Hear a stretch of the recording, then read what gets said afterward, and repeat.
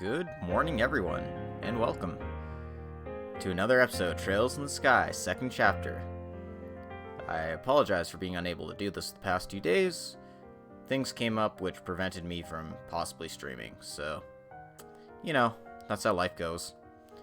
I'm still going to try to do my best, but obviously I am well off the pace to finish all 7 games by the end of October here. Regardless, let's do our best to try to finish Trails in the Sky second chapter in the next couple of days here.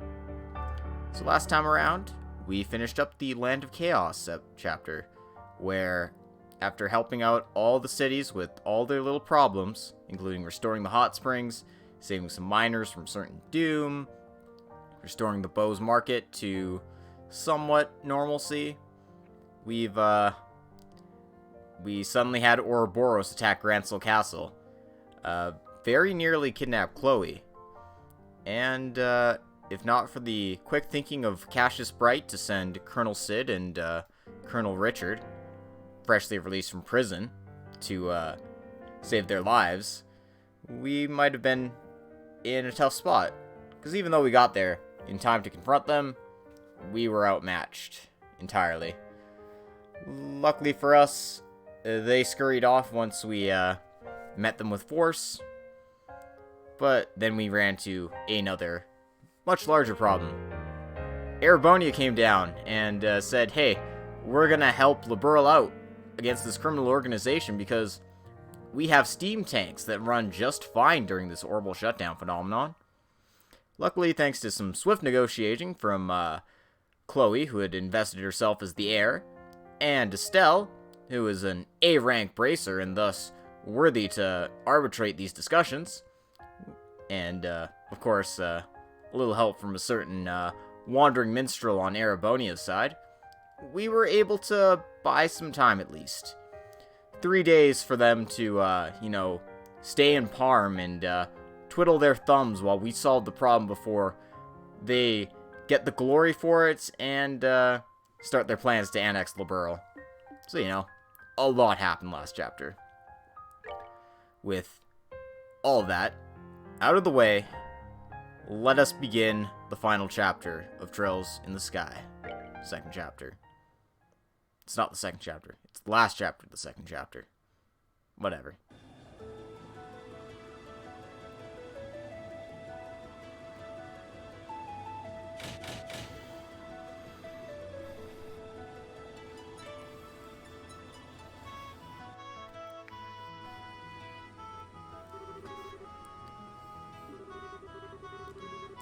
Oh yeah, I forgot to mention, we got the RCL running because Professor Russell was able to develop a zero field large enough to envelop the entire ship.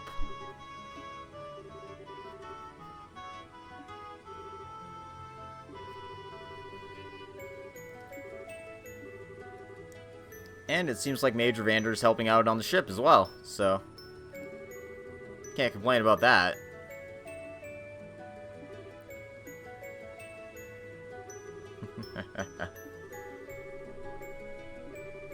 Despite his burly sword-swinging appearance, he is quite capable as a gunner.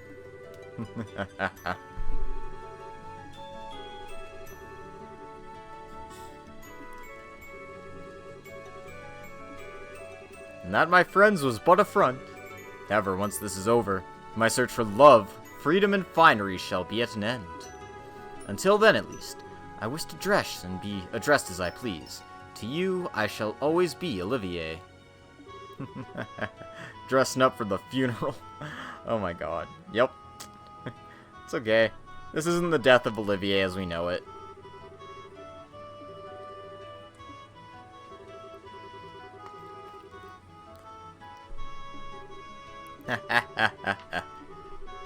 Please, I beg you do not take any of the nonsense coming from his mouth seriously. And of course, we're sending the mass media along because we need to calm the people down. Of course, we're sending the mass media along.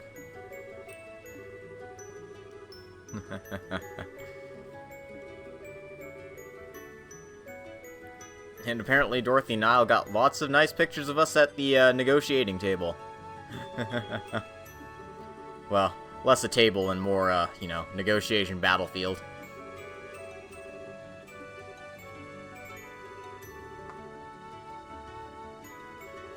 Oh, I know what I forgot to do. No, whatever, it's fine.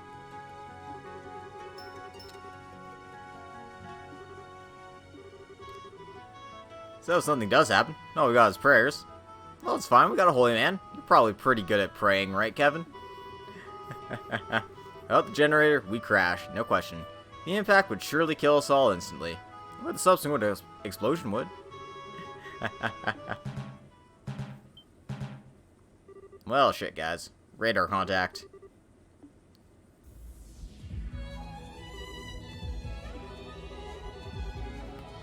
Yeah, looks like Ouroboros is sending out the goons. No point maintaining stealth when you're the only ones in the sky.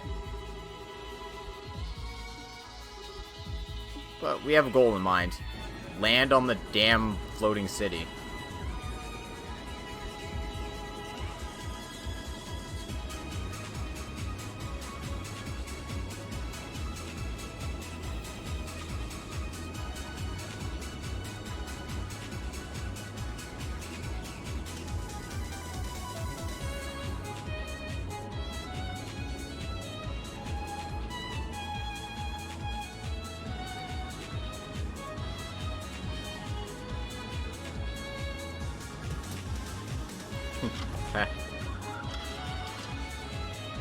So, URCL has a main gun of her own.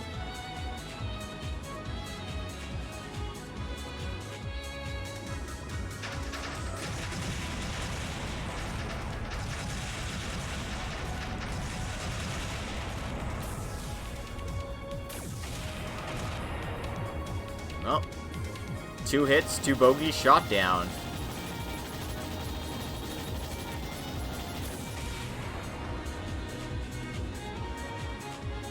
Three for 3. Damn, Euler. Certainly lives up to his title of a legendary gunner. And the other 2 ships are disengaging. Seems like we broke straight through them.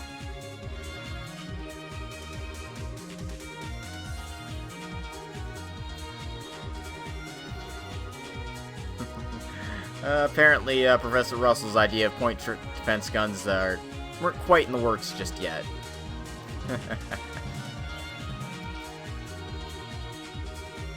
Contact is 250 arch in length, approaching at 8 o'clock. Here's the real big gun.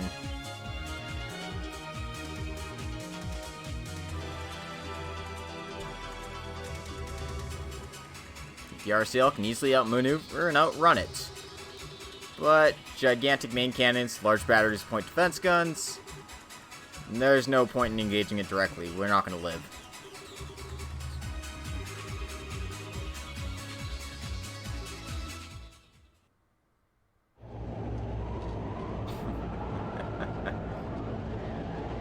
Of course, it's so powerful it needs to be rendered in cutscene only. And that's its real strength, isn't it?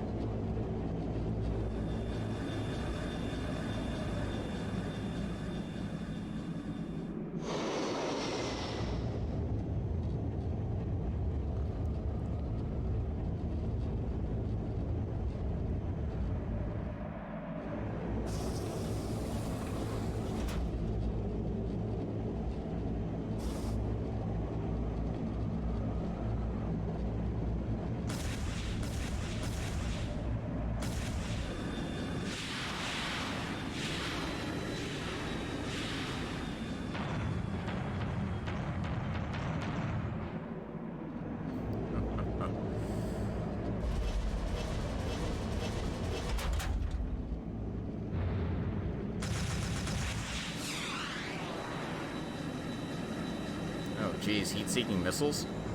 Yikes.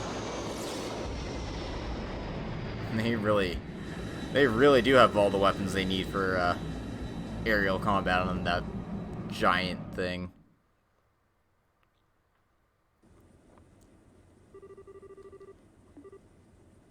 Oh, we evaded its firing range at least.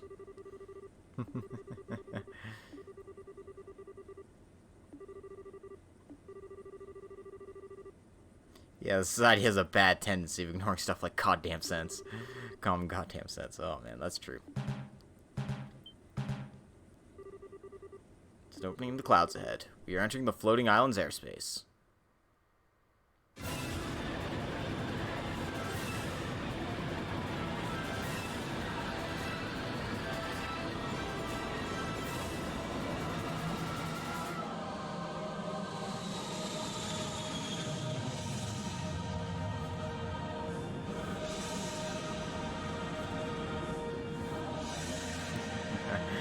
Welcome to the Liber arc, the final dungeon of this game.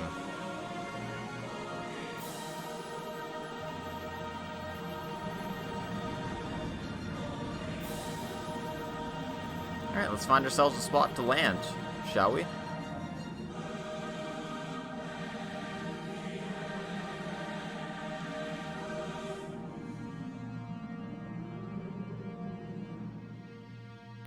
In case you're wondering, yeah, the Shining Ring can do shit like this. Goss's treasures aren't nothing to be fucked with, that's for sure.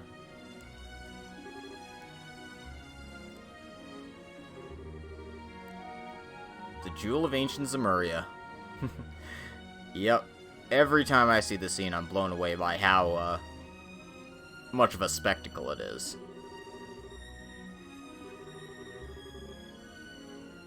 Professor Russell is key to point out the tower in the center of the island.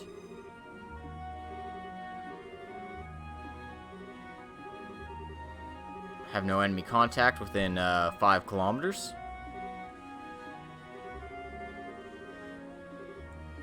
And we're gonna try to land near that tower. Oh shit, Dorothy sees something. That's not good.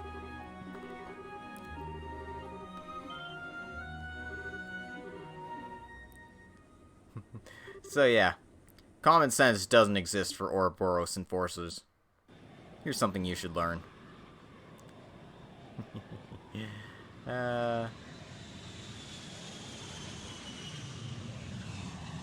Sluve has an archaism. Let us see then. What will you do when your wings of hope are ripped from your back?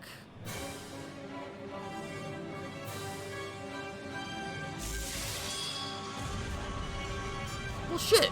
Fucker just took out our engine.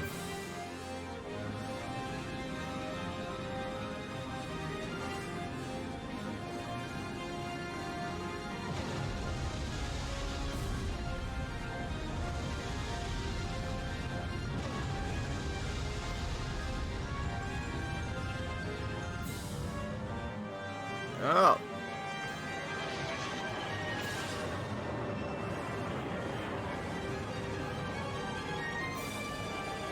Come on, guys. Land us on the city. Oof. That was about as close a shave as it could have been. A few more arcs to left and we would have just been tumbling toward death. But no. The finale. Trails in the sky. That's right, we did a title drop for the last chapter.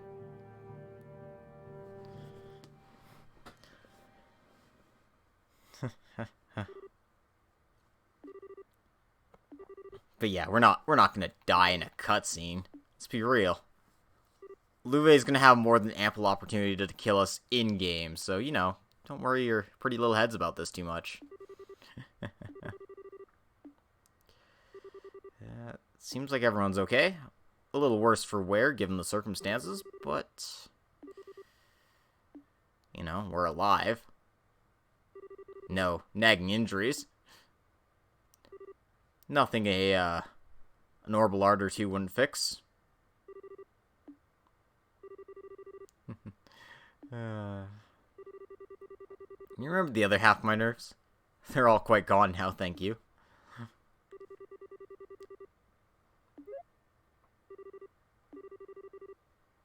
Well, Dorothy doesn't have a care in the world.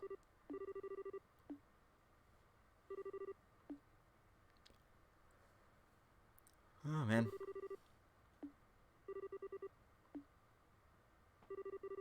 Nothing seems broken over here. Hey, we didn't break the old man. That's good.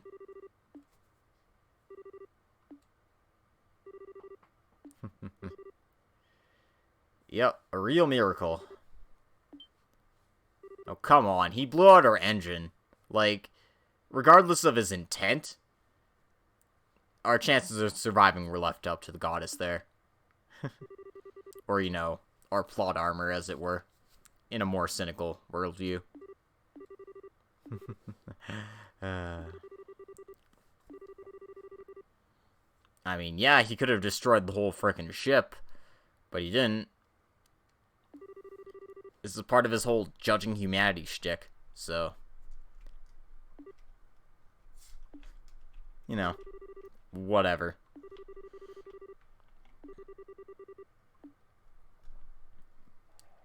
And instead of landing directly at the center of the island, we are, obviously, yeah, quite literally on the precipice of it.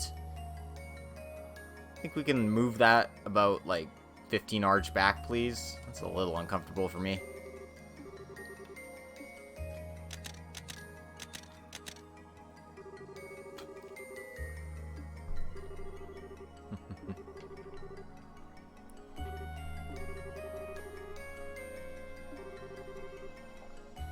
And we're in some kind of city park district for this place. City park's so huge you can't see the end of it in any direction. The scale of it is certainly overwhelming, that's for sure.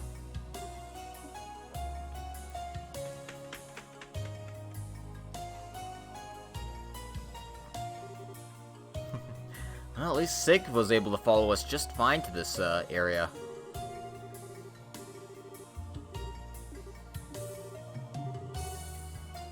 The abilities of a Gerfalcon are certainly impressive. So we're on the easternmost part. The Glorious is docked on the westernmost part, so that's good to know. We've obviously got our tower in the center. There's a whole lot of things to explore in this place. Okay, so the engines are fine, actually. That's good. It's just the flight fuel generator was destroyed, so we can't maintain flight. We just need to beat it furiously with a wrench, you know?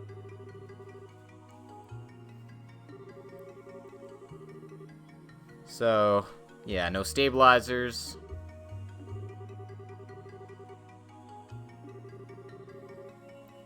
And obviously, we're gonna need to repair our ship to get off this thing.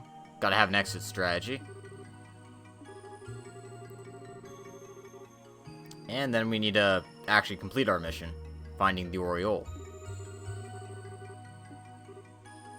And ideally, finding it before the Society does. It's a race against time, and we're not in the lead.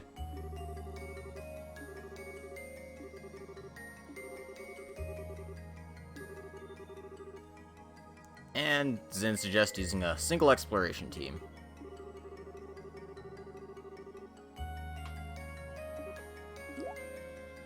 And we need to find a way around the city somehow. I mean, we could walk around, but it's going to be a real challenge. So yeah, the exploration team is going to be a small group, but a small group we can change around at will. Obviously an excuse to, you know, use your entire party as you so decide.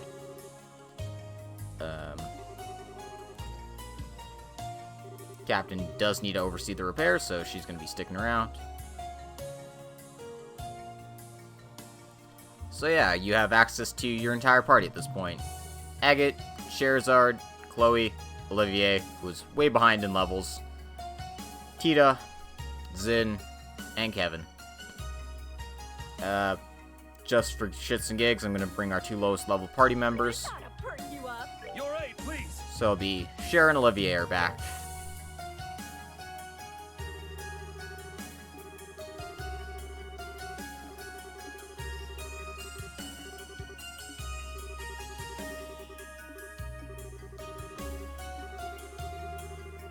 And luckily for us, the shutdown phenomenon's not happening here, so that means we don't have to equip zero fuel generators to cast arts anymore.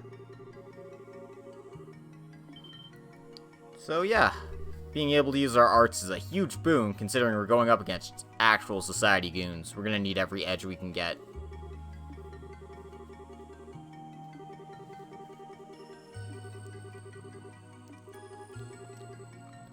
And Kevin obviously explains this. The Oriole neutralizes foreign elements. Since we've landed on its soil, we're no longer foreign elements. It's one hell of an immigration policy.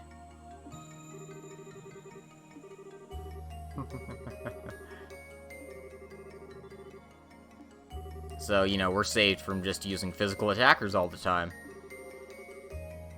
And having our accessories locked.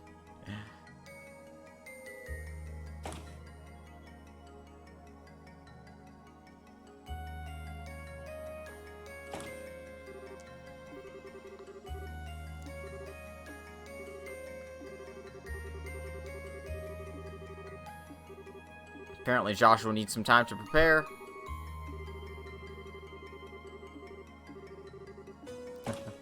So we're just gonna chill out until he's ready to go. Whatever the hell it is he needs to do. Apparently he needs Kevin's help for whatever he's doing.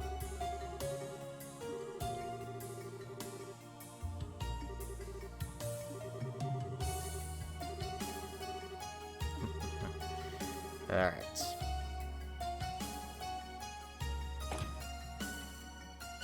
Well, whatever mysterious thing Joshua was doing, it's taken care of. Apparently needs a Gralsritter help for it. Could be anything.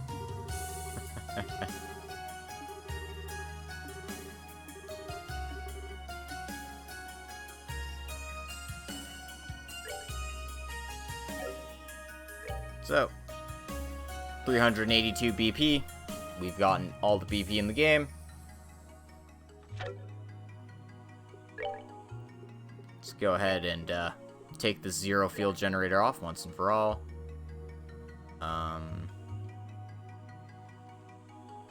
I should actually just, you know, move some equipment around while I have the opportunity to.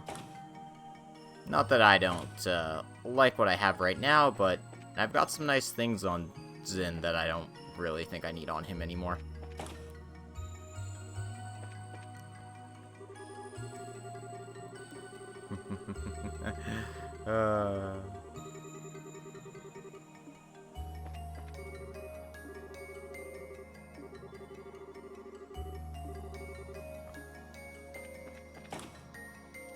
Oh, Dorothy. As simple as ever, it seems.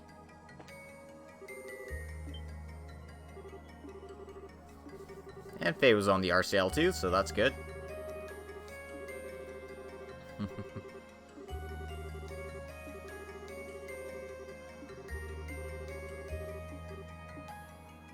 Looks like Ag and Zin are helping with the heavy lifting.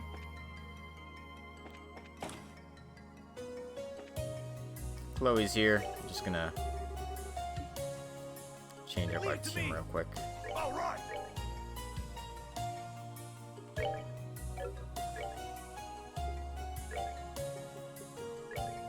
Yeah, so things like getting the night goggles off here, get this gladiator belt off of him.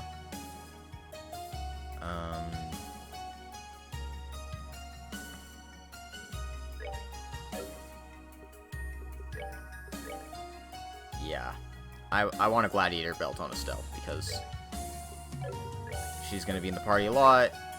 I want to be well taken care of.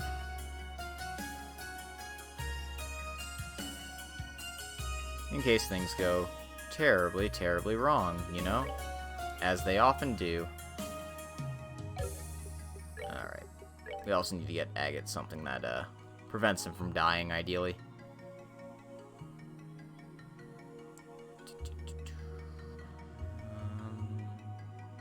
Yeah, sure, give him the T-anklet. That seems reasonable.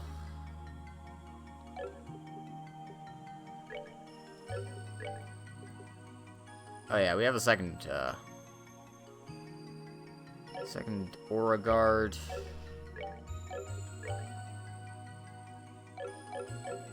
That'll go to somebody else, I think. Honestly, Ready? Shara seems reasonable for it. Oh yeah, Olivier got all his stuff unequipped, so you know, we gotta fix that too.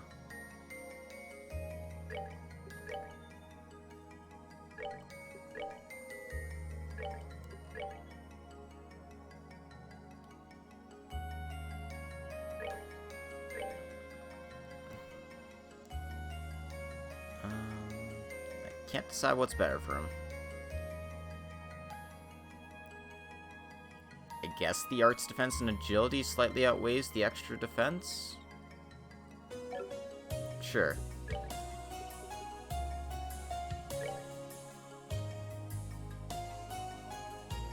Her arts get a bit lowered, but it's fine. It's fine. Alright.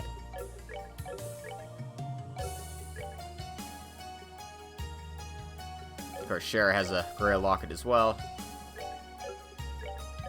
Okay. Do your best to improve your orbments for what's to come. I still need to do a lot of work with Shara's, it seems.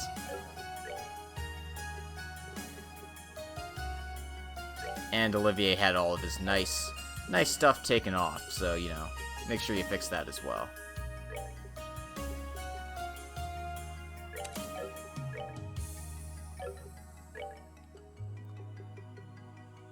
Doesn't really need the evade, but in P3 works fine.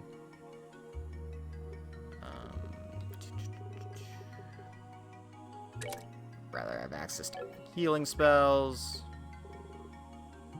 I don't mind if his physical attributes are a bit weaker, but I'd like to have some strength to work with. Maybe? No, this is fine. It's all about that arts bonus, baby. Okay. We'll operate like this for now. If things need to be changed, they need to be changed. Alright. Cool. Let's actually talk to people on the bridge here.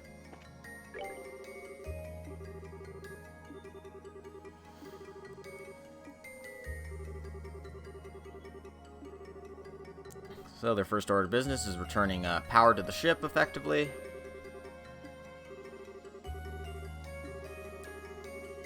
And,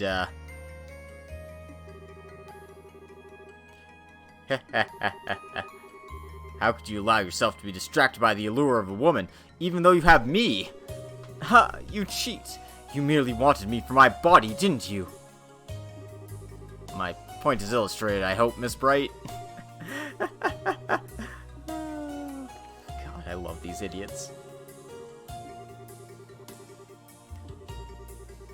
So yeah, Julia and Mueller are hinting that they will join your party at some point, but this point isn't now, so don't worry about it. So there's some extremely powerful orbital energy readings, which makes sense. We're basically facing, you know, a giant space orbment.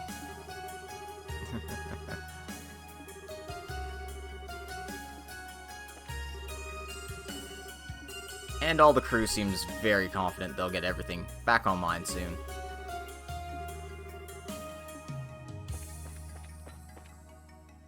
Well then, with all these guys doing their hard work, we should at least meet them in kind, shouldn't we? Checked out the decks already. Nobody's hiding in the command room here. Go ahead and talk to the ship's cook.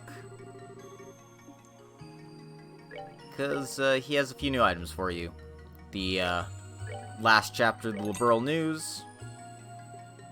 And, you know, some useful recovery items if you are in the market for them. You can also buy the recipe bitter omelet from him. Last time to get that. And any ingredients you need. Should your cooking come up. I'll just grab a few of those just in case. I sincerely doubt I'll need them, but you never know.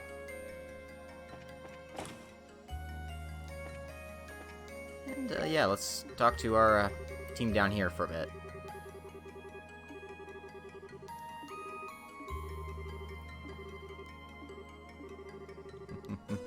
Oh, jeez.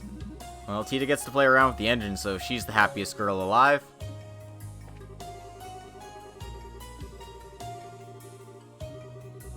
So they got the engine running on basically emergency reserves.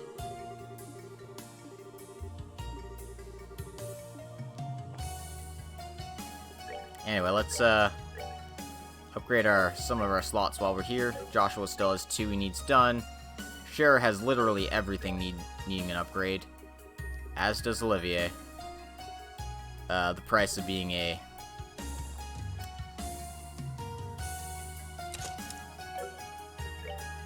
trying to at least get everyone up to level 2 in their stuff, but obviously we're quite a ways away. This is about where I would retire the cloak ports, just because I am so desperate for Sepith that I need to get into some fights. I mean, again, I could probably survive without it, though. You know what? Screw it. I can survive without it. I will go without. Kevin's in the sick bay, as he was the last time we were flying around the RCL.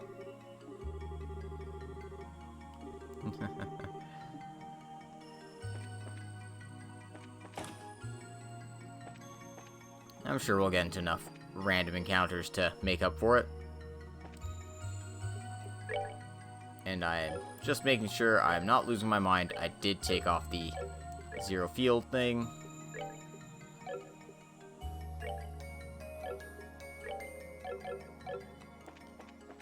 Alright then, let's talk to this guy.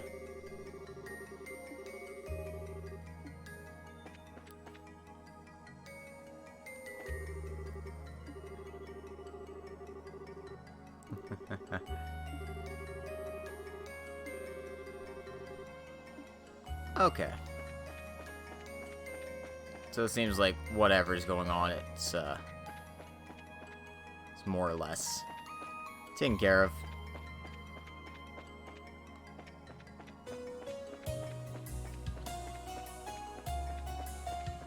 So luckily the RCL parts act as nice little bridges for us to move around in the area.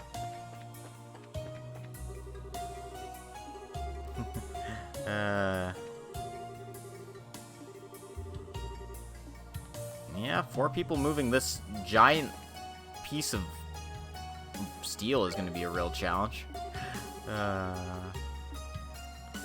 Even Agate's like, this is a bit much.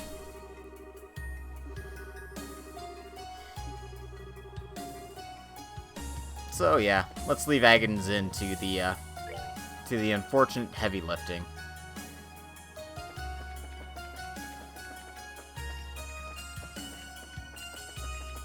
Anyway, take a look around, enjoy the beautiful scenery as we decide to move on to the first area of the Liberal Arc, the Park District.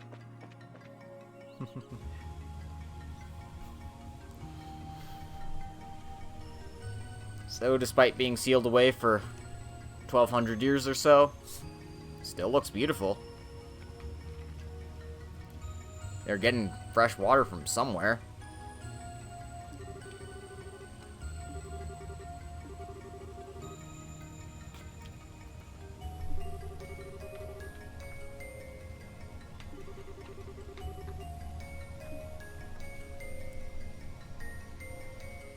So yeah, a veritable paradise in the sky. Anyway, there seems to be some kind of elevator or something here, so we can take that up. We might as well, since it's here. We can explore the rest of that Kalmar district later.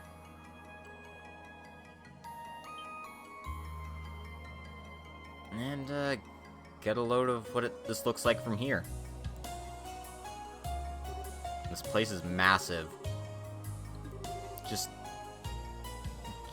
get a feel of the size.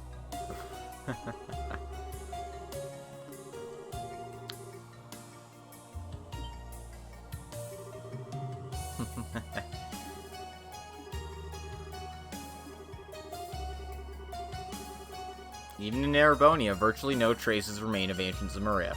from before the Great Collapse. If a place like this city simply vanished, and there wouldn't be much to leave behind if they lived in the sky, and then their living space vanished like the wind. Yeah, it makes sense why so much information about the Great Collapse is lost to history.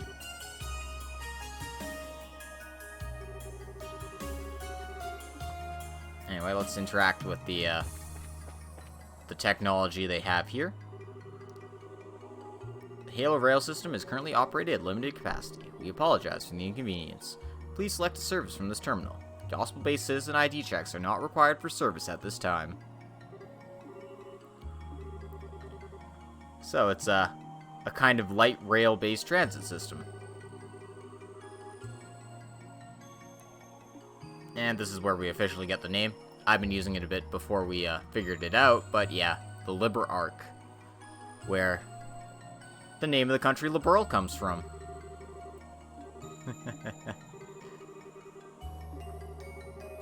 Come on, Josh, no appreciation for history?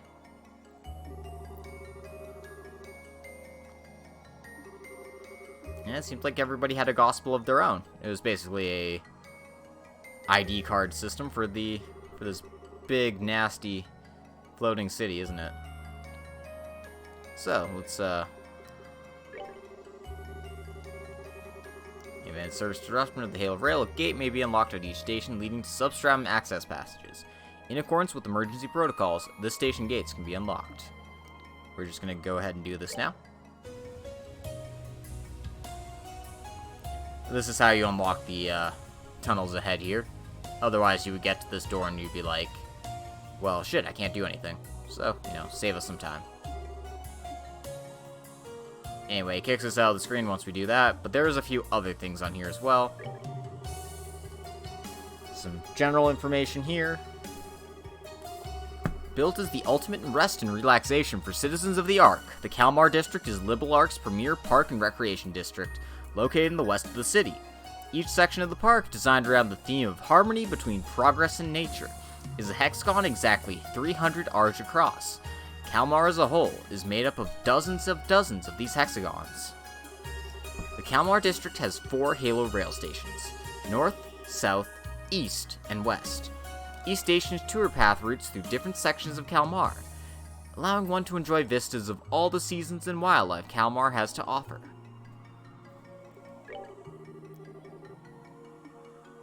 Yeah, we'll activate emergency operations mode. We don't have any other stations to go to yet, but you want to activate this because it will let you access the different areas later. Anyway, this is the quickest way to getting around, and is quite literally a light rail transit system.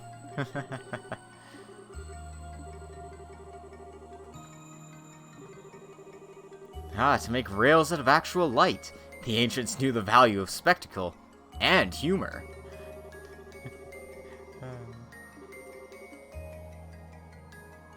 So yeah, you can stick your heads in, but no other stations are operating at this time, so all we've got is a car here that does nothing.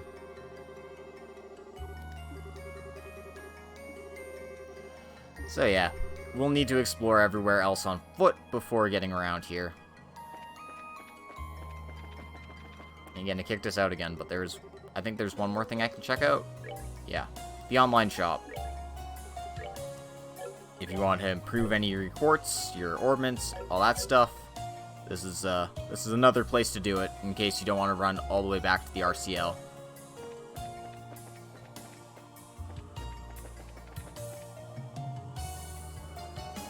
Alright.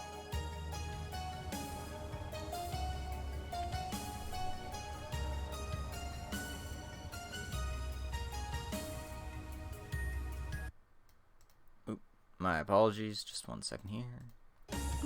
There we go. Alright. And before we head off, there's one more thing I wanted to check out. It's nothing too urgent. It's just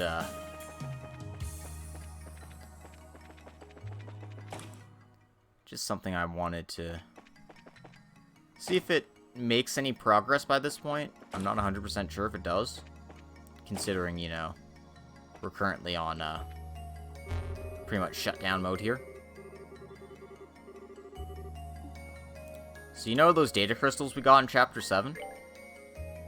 Well, it turns out some of them actually do have their analysis complete. So let's learn a little bit more about this Liber Arc, because there's a lot of information about what the hell the ancients were doing in here. And you can completely skip this and forget all about this, so always a good idea to check these things. So, this is about the seal mechanism that sealed away the Oriole. My name is Celeste D. Osleys. I'm the designer of the seal mechanism, and the woman ultimately responsible for the sealing of the Oriole. I have decided to leave behind a series of records for the world to come in case the second seal is activated, and the Oriole, which was sealed in another dimension, should threaten to return. If you who read this message seek to prevent the Oriole's return, I pray this information will aid you. However, if you seek to restore the Oriole, I beg you reconsider.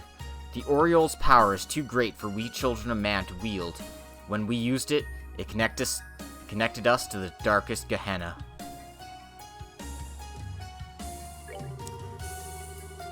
Seal Mechanism 204. The purpose of the seals is to prevent any contact between the Oriole and humanity, thus ensuring humanity's survival.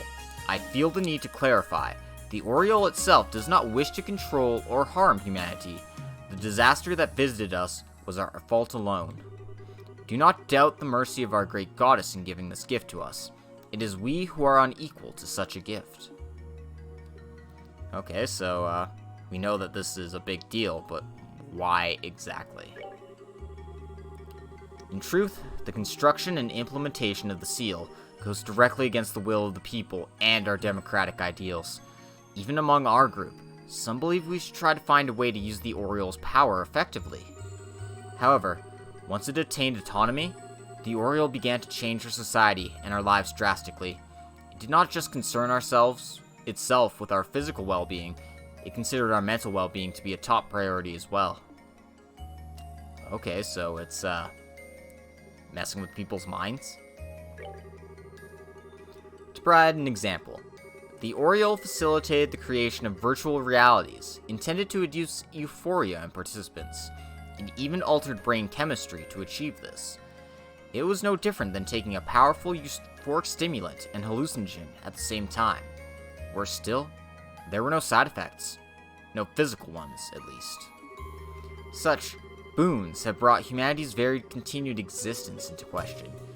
The effects already began to tell upon our citizenry, and we have precious little time left to us.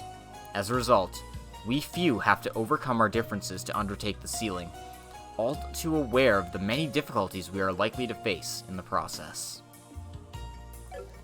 So the rest of them are still under analysis, but from what we understand, this lady, who has the same last name as the Queen, devised a plan to seal away the Oriole for good, because the Oriole is essentially autonomous, it tampers with people's minds, and it wants the best for them, no matter what.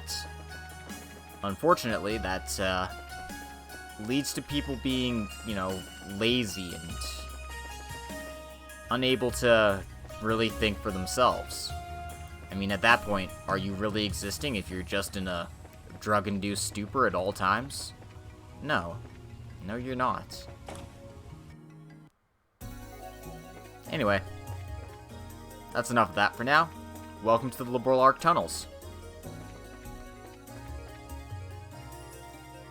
And yeah, I'm caving. I'm gonna grind just a little bit. The reason I'm doing this is,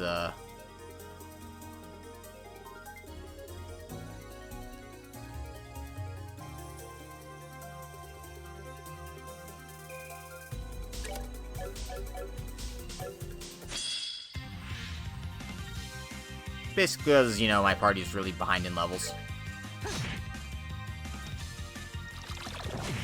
Ew. Sucked up my blood. We're good to go. See, look at all that experience. That's what happens when you're 16 levels behind.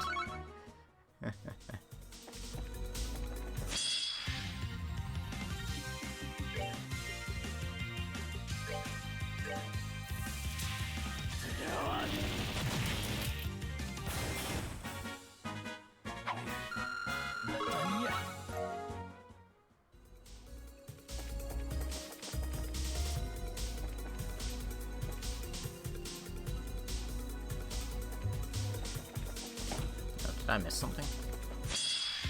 God damn it.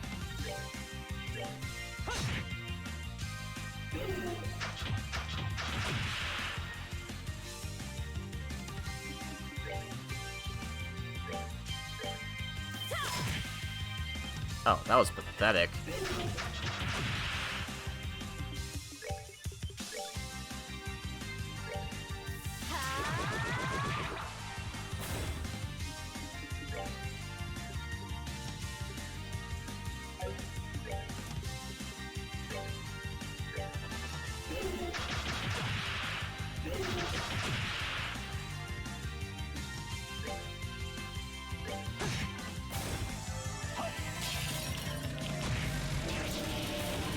Alright.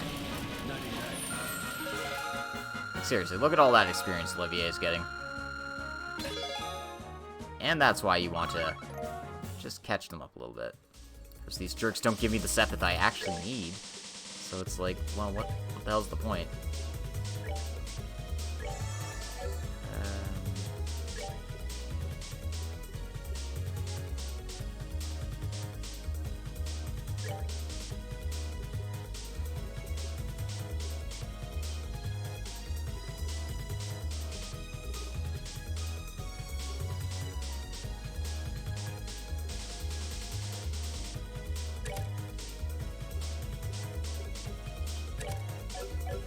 Alright, we're going back to standard fare here.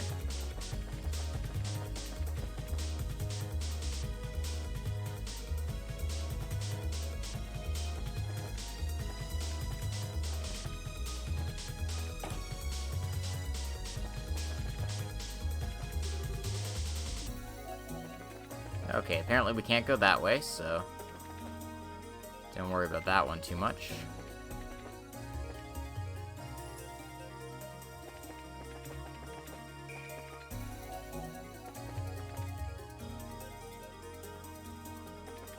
I can't make heads or tails of this map, apparently. Okay, I think this is... Okay, we got a monster chest.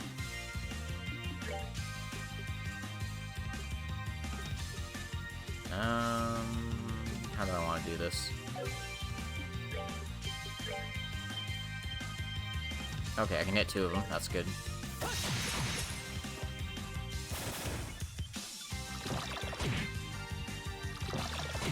Let them take all of Joshua's blood. Actually, no. He needs that. He needs that to live.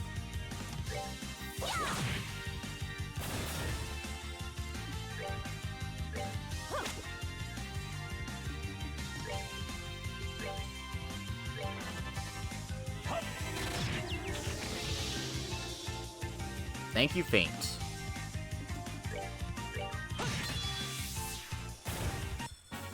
That's that. Let's move out. A few more fights like this, and you'll be back to the regular levels. But until then, we'll just keep on going. That's a weapon for Kevin here.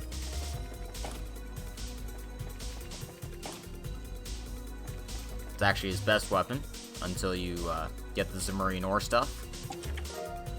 Side here's the silver gem, which I would love to slap on Olivier right here for this. But again, we are so desperate for water Sepith. They just aren't giving it to us. There are 2 paths you can go by here. Since this one only leads to a treasure chest, take this one first. Get 100 of each Sepith, which is great at this point in the game.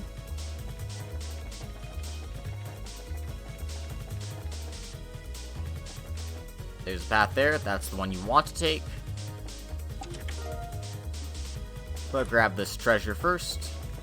Another reviving bomb. Something we have plenty of at this stage. EP charges. Tyrol bombs. General healing stuff that you need.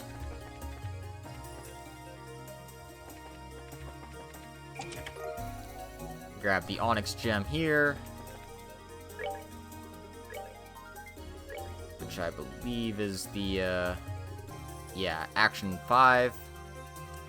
Which is very good, but the movement down is an issue if you're not... if your movement is just bad. So, don't put it on a pure physical guy unless, he has, you know, really good shoes on. This 4 movement is just a bit too low to get around in this game, I find. Probably want around 6 minimum. Because, you know, crafts aren't ubiquitous, you can't just hop around the map. It's not like the end of the world. Whatever. Last 2 chests have some more curative items.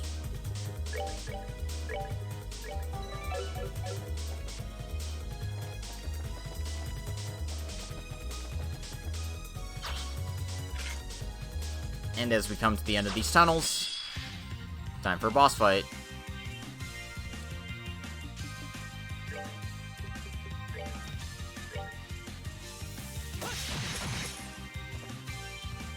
Well, I say it's a boss fight, but it's more just like a random encounter with boss potential. Shara doesn't have any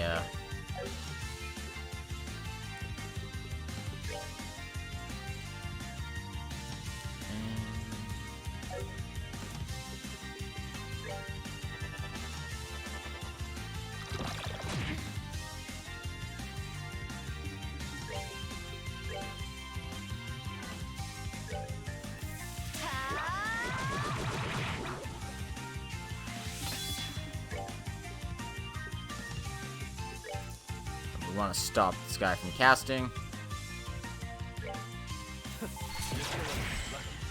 Oh, we did. Never mind. Estelle has the impede port, so I forgot about that.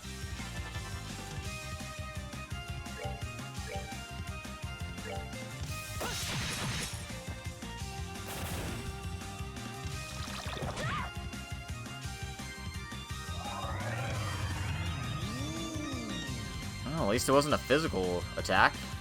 That could have been worse.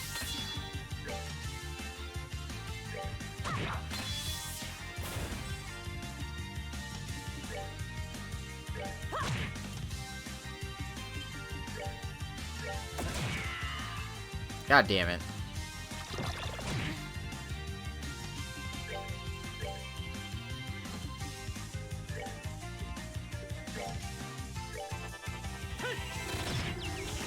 That's better. That's that. Let's move out. And we've almost got Olivier caught up. He's up to 70 now. We're still a ways to go, though.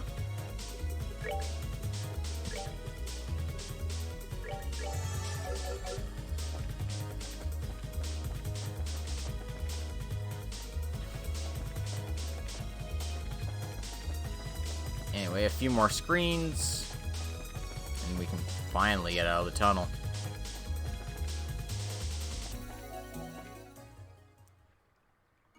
That's probably why I wasn't reading the map properly. There was too many useless screens on there that just had nothing in them. Whew, finally.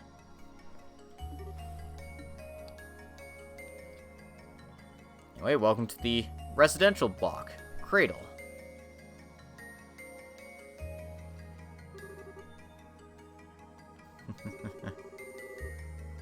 So, before was the Parks District. This is our residential area, as it says on the tin here.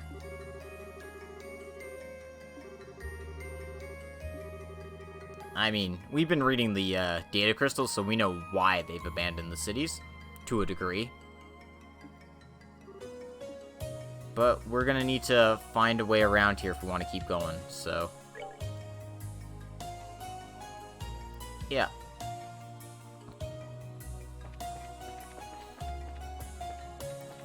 Might as well check out the houses. Got a big flat screen TV. Nice looking down there. This must be a terminal of sorts. Yep. So...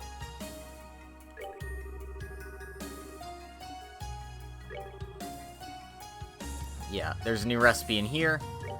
You can also read the data crystal and find out what it says. But we can't access that. We don't have a gospel. Ooh, 100 water Sabbath. And 100 other Sabbaths too. Things we need, so, you know, don't complain about that. Water, wind, and space. That's about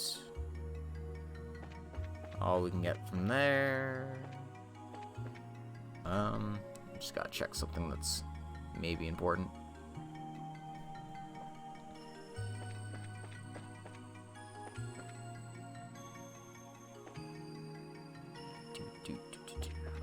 Right, so we're just gonna want to head to this house next. Loot this of all the treasure you can get. 10 ingredients of each kind there.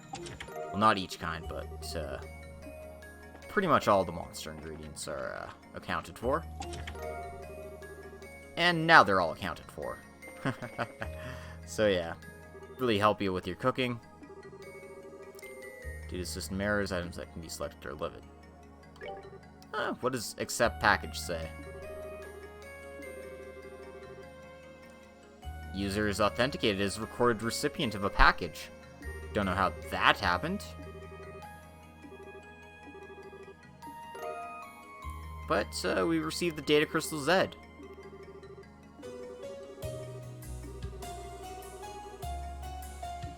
So we might be able to view these contents if we give it to Professor Russell.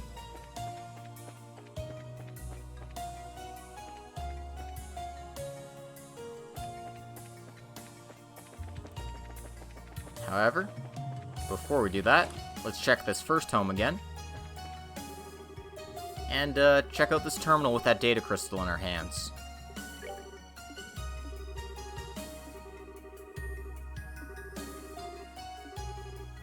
Basically, if you have a Zemurian ore in your possession, you get a bonus item here. And that bonus item is a second Zemurian ore shard.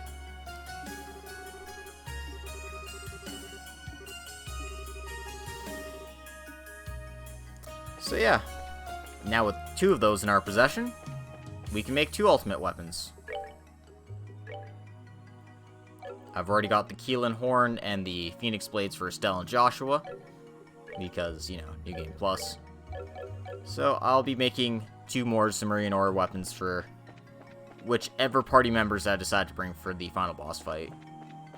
As for which characters I'm bringing to the final boss fight, that's going to be up to the viewer submission, so go on and tell me which characters you guys want to see. If you'd rather see Agate, or Chloe, or anybody else. It's all up to you, basically. You want to see Kevin, Olivier, Shara. You got so many choices. Right. Anyway, before you leave, make sure you check this house. Grab that Tyrol bomb. And let's check out this terminal as well. Just some information here. It's propaganda. In order to ensure our citizens lead a pleasant, fulfilled life, we have established a distribution service offering music and images with a theme of healing, which has proven popular with the citizenry, but also with persons experiencing concerns regarding mental and emotional ailments. However, while this service offers a significant selection, it remains somewhat uniform and one-sided.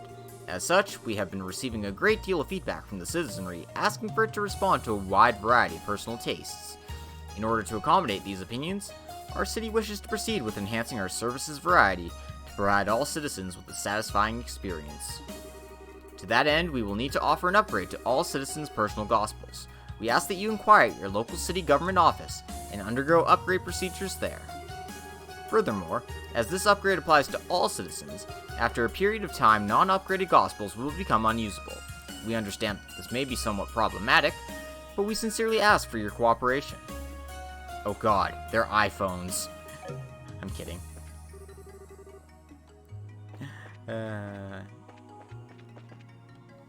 But yeah. People pretty much relied on the Gospels to do anything in this world, so it's interesting to see just how reliant people have become on their orbments and such. Anyway, take a look. And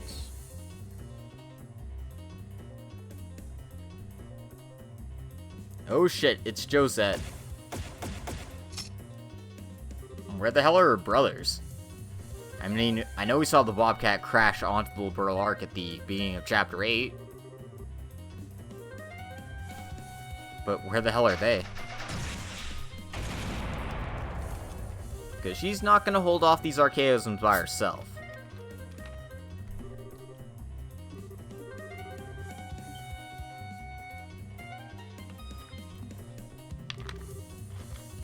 Luckily, the gallant heroes have arrived to save the day.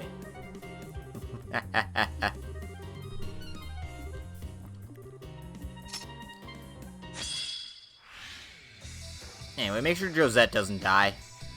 Do your best.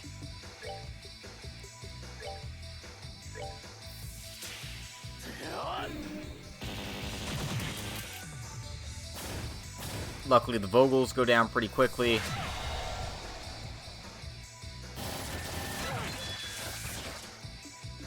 So that's not too bad.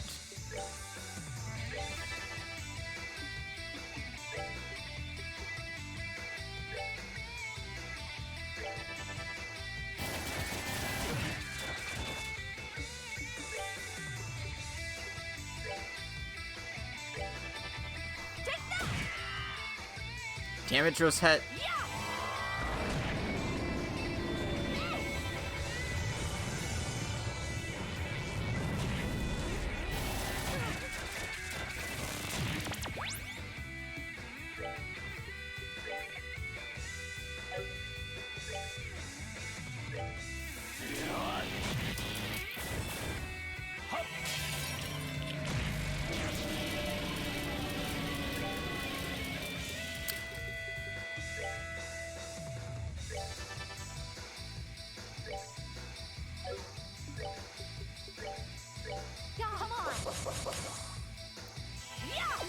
Apply the buffs. Try not to die. Trying not to die. Josette is literally worthless in this fight, so don't even bother with her. Just lay the smack down. Just lay the smack down.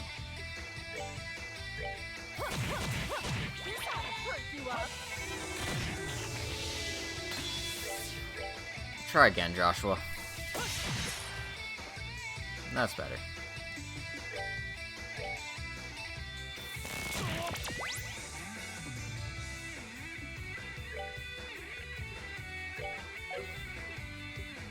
Alright.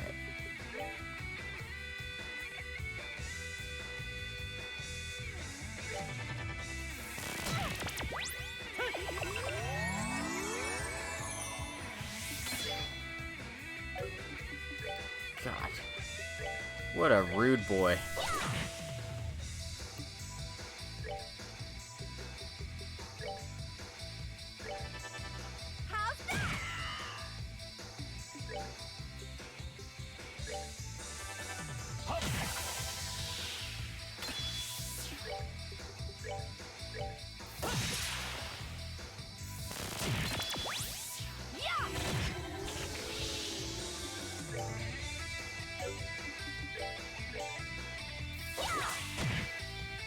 Luckily, we have lined attacks to take care of a creature that runs all the way over there.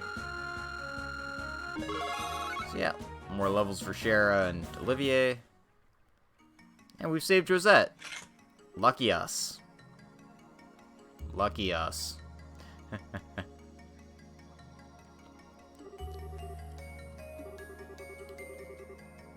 The Leor gun easy. Meant to be used for location defense, though, not assault.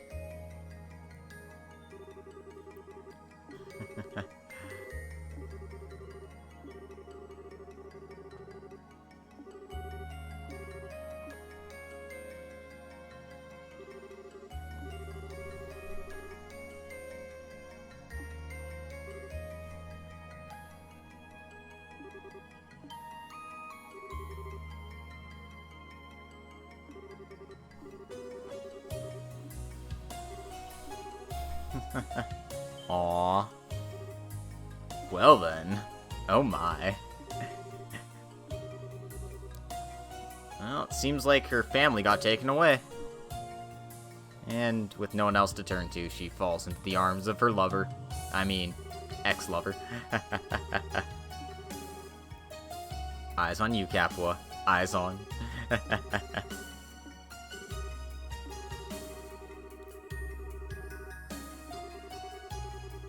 The engine wasn't really damaged, but the rest of the ship was completely wrecked. Apparently they crashed 3 days ago, so...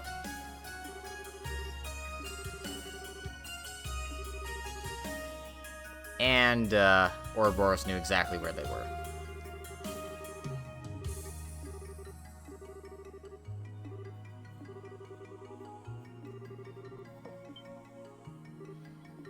Anyway, this still makes, perfect sense. We need to go rescue them.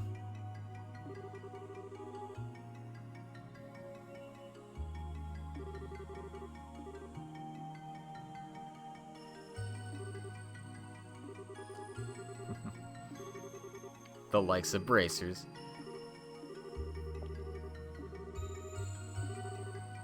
And since Josette lended us a hand making our escape, it's time for us to lend her a hand. We're stronger together than we are alone.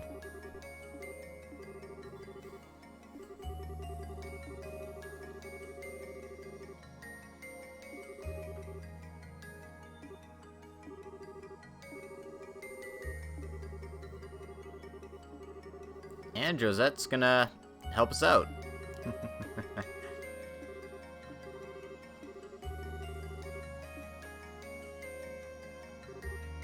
Joshua?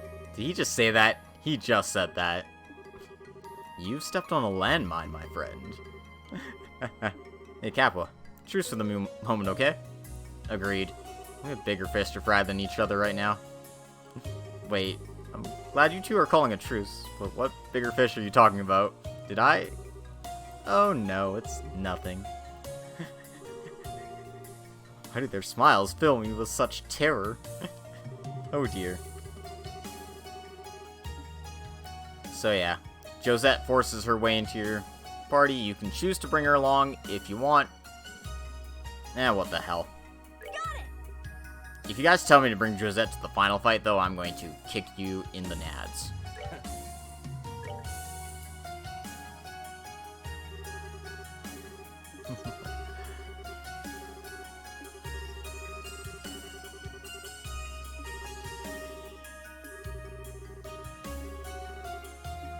So let's take a peek around the district here. And on another note, please forgive me. Ah, what fun, the trials of youth. Oh jeez. Please stop picking on Josh here.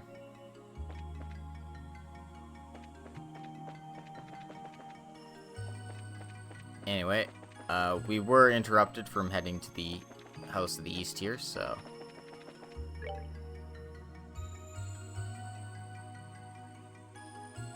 Actually, we haven't been able to explore this area at all, really, so... I was thinking, like, we were in the same area, but we're not, so let's just take a poke around here, see what we find. Unable to confirm the ID of the owner. Seems like they're upping security.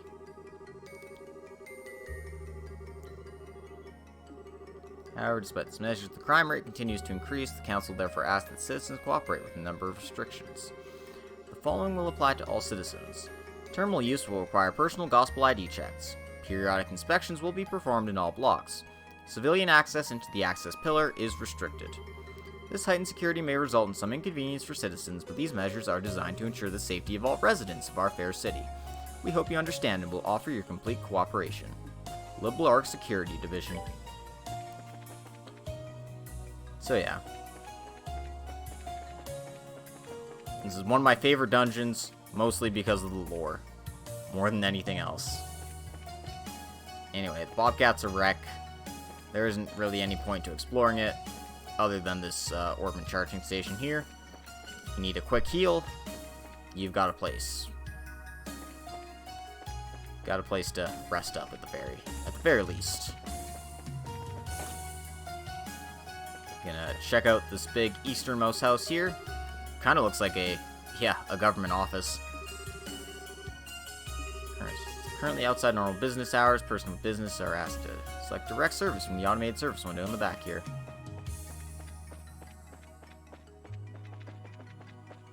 So anyway, grab the treasure chests here. S tablet and a gold gem.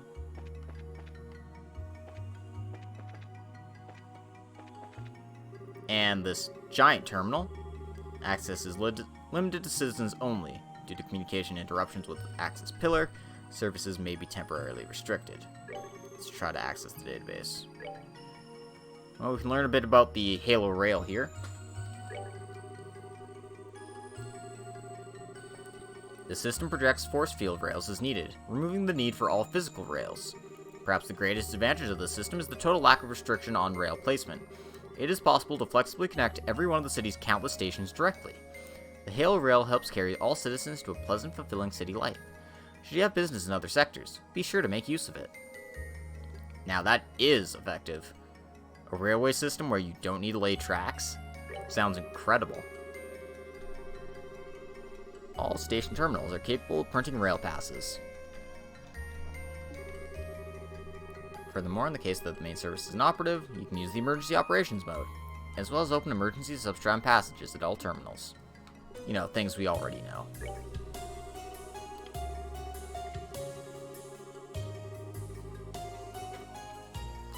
And if power from the access pillar is cut to the Halo Rail, you can use the local backup to move around as such. Should multiple stations suffer power cuts, emergency operations mode must be enabled at each station or they won't be able to connect. Request a gospel reprint. All reissued gospels will be temporary. Please enter the name of the applicant for comparison to the local database. So, let's try having Olivier do this. What's our name? George. This is where you need a thing. Name match error. Biological pattern not found in the database. Reporting the gospel print. This is the one time you'll need a mouse because it won't let you do it otherwise. It's really annoying. Must be matching the name and biological signature of the applicant with the database of citizens. Unless we somehow have both, there's little we can do here. So, short of pulling a citizen out of the past, we're not going to get anywhere with this. So, yeah. The game's basically saying, hey, go back to the RCL, figure out what this puzzle is. As I already know the solution to this puzzle. It's not so much a big deal for me.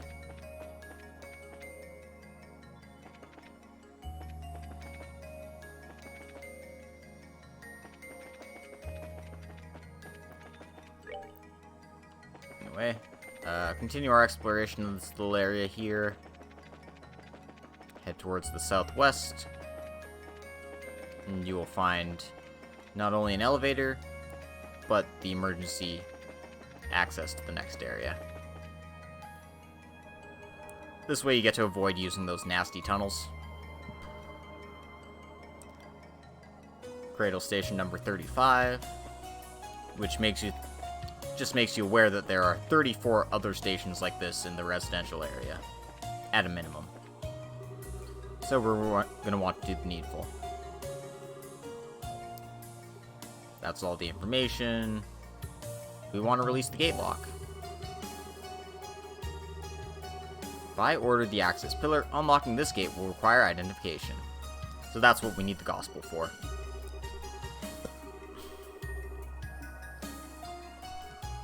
Can't do anything until we get that.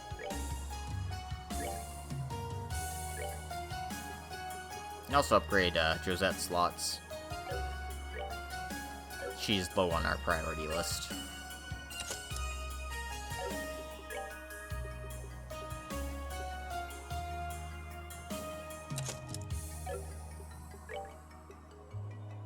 Because, you know, priority to our casters and all that. We'll get them up to 2. Save the rest for other characters. Like I said, you really get hungry for Sepith at the end game here.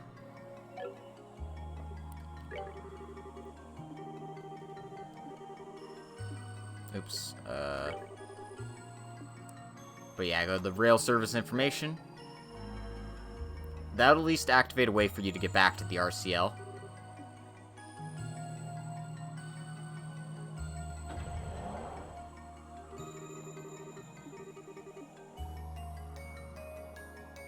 And away we go.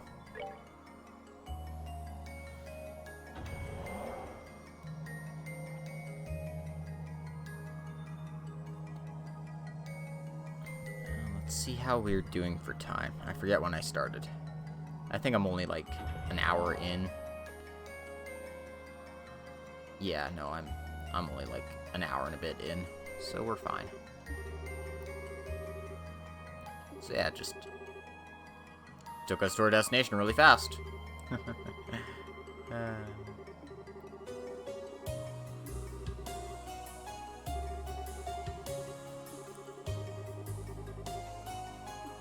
And Olivier raises a good point. Find the fast travel location as quickly as you get to a new area. Saves you a lot of time in the long run. You don't have to go through those stinking tunnels every single time.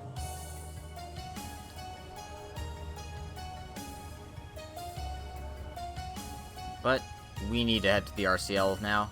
We're a bit soft locked until we do so.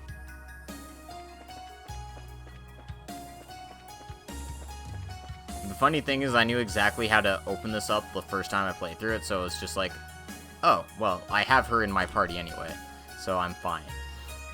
You should be able to figure it out by the choices, but there was Osleis in there, and Celeste.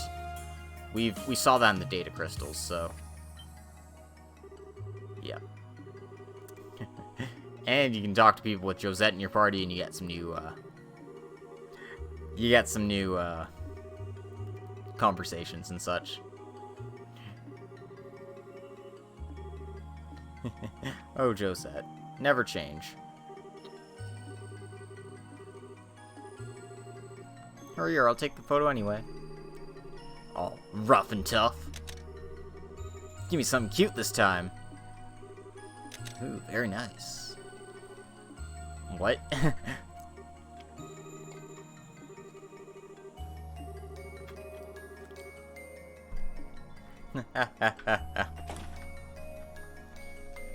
That's a nice way to greet someone. And Cher is helping with repairs here too.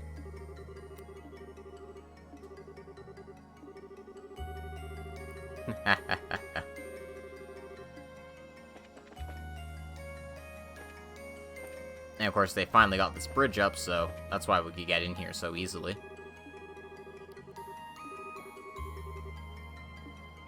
And they're planning to set up another one to get into that bottom area as well. Just to make it easier to move around and such in here.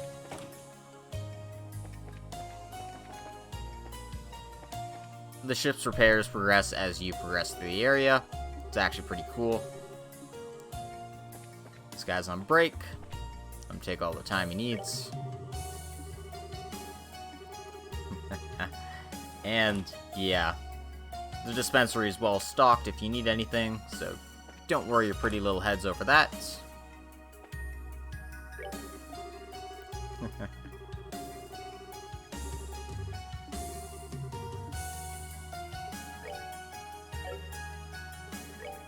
And they also sell weapons and stuff if you need it.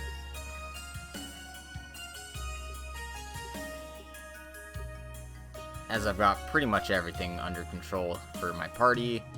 Don't really need any of this stuff. Josette already has the Serum Armor and the Strega G's. But she doesn't have the Reflector 2. And, yeah, a few basic accessories as well. Oh yeah, and her ornament selection is, kind of...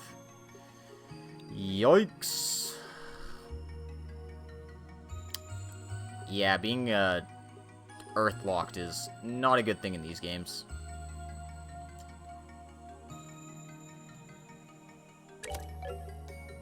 Just because of the way the Earth Quartz works, where it reduces your strength, like, that's not where you want to be.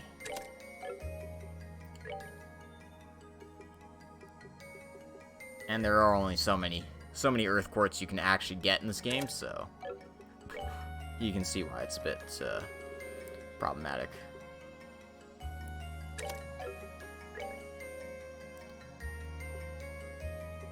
Just want to make her capable of basic casting stuff. Doesn't need to be great or anything, just so she doesn't die on you is the ideal. And yeah, we'll give her the EP cut, whatever. We're running plenty of these, it's fine. But yeah. Decent arts, but you're not going to be using her for arts if you use her at all.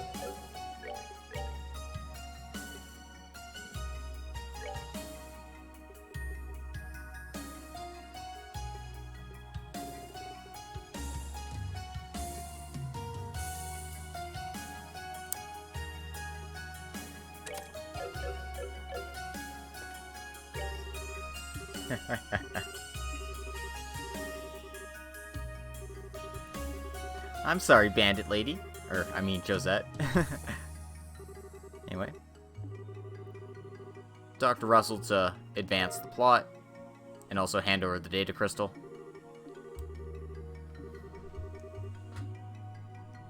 And since it's not damaged, we can analyze this one immediately. Contains schematics for advanced personal weaponry for the Ark residents. They seem to require a specific Zemurian ore in their construction.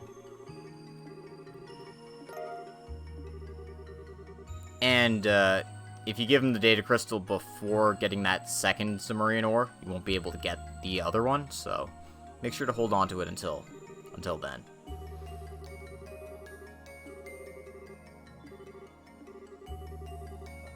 So we have schematics for 9 separate weapons.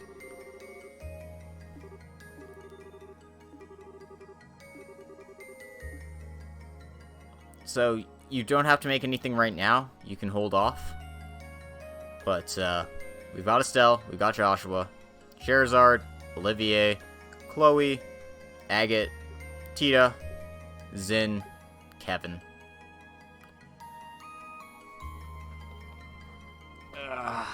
So yeah, I said I was gonna leave this to the thread, or not the thread, anyone who's watching, so anyone who's watching, comment in the YouTube section, or do anything to get my attention, and I will count up votes.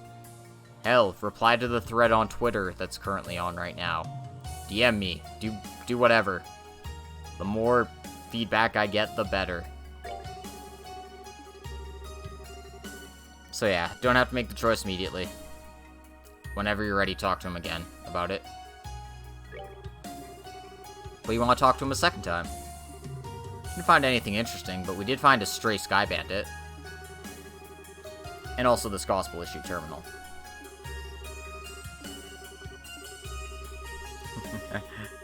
You wouldn't happen to know the names of a bunch of folks from an ancient civilization, would you? Contrary to popular belief, I'm not that old. And he's giving you a subtle hint to check the data crystals that you've been fishing out. So, might as well do what he says. See if any of the other ones updated. And it just so happens that 4 through 7 did. So let's check those out. Lakeside Underground Facility, 1 of 4. In order to make the seal mechanism into a reality, we needed both enormous amounts of energy and massive facilities. We, to source the energy, first thought of using the Oriole itself. The Oriole responds to people's wishes and gives its boon. In other words, by wishing, we thought that perhaps we could pull the needed amount of energy from the Oriole. However, that did not come to pass. Shortly after the Oriole gained autonomy, it turned to simply one-sidedly bestowing its gifts regardless of the wishes of the people. Lakeside Underground Facility, 2 of 4. We could not use the power of the Oriole. Casting our eyes beyond the city, we began to consider using the energy sleeping in the septium veins, the rest deep beneath the earth, and eventually resolved to build atop those. However, we were already under the watch of the Oriole. It seems the Oriole had come to the conclusion that its first priority was the continuation of the city, and therefore the elimination of all potential obstacles to that. So, to deceive the Oriole, we proceeded with the construction of these buildings under the guise of monitoring the septium veins. Man, you have to lie to Big Brother to get anything done in this place, I see. Lakeside Underground Facility 3 of 4. This facility was built roughly 500 ards beneath the earth on the eastern side of Valeria Lake. According to our investigations, this was the location where the septium veins gathered most efficiently. The land beneath the city was a sprawling, primal forest, as it was untouched by human activity. Building on top of it proved remarkably easy. We, while avoiding the attention of the Oriole, collected all the technology we had and hurried to complete the underground facility. Underground Facility 404. While the construction of the underground facility was underway, we built additional structures on the fringes of the surface. The Onnenberg Wall, whose inner wall will ever point towards the Oriole, and the 4 device towers that surround the Oriole. Each system of structures possessed a critical role in the plan, and were as vital to the seal mechanism as the underground facility. So yeah, basically they built a sealing facility right underneath where Grancel was originally set up. And as such, they also built the device towers, and, you know, it was how it goes. Of course, Grancel was just a big forest back then, and they clear-cut it to make room for a giant castle town. Pretty neat stuff when you think about it.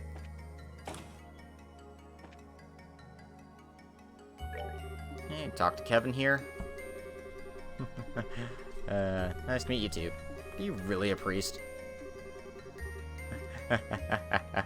And Josette's having none of his bullshit. You gotta love that about the girl. Because there's not much else to love. Okay, I need to stop being so mean to her. She's trying her best. Right, I need to go up to the top. I need to go up to the top floor. Get on the bridge and talk to everyone here. And Echo's not too fond about helping out the bandits, but we are all in the same situation here.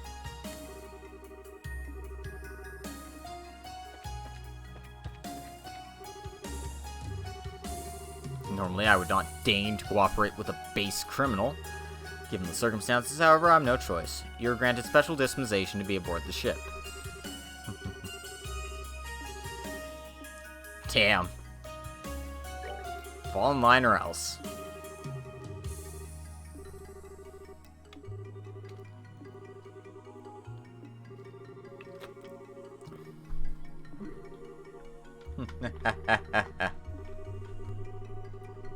You know, you just think dirty guys with beards and stuff, you know?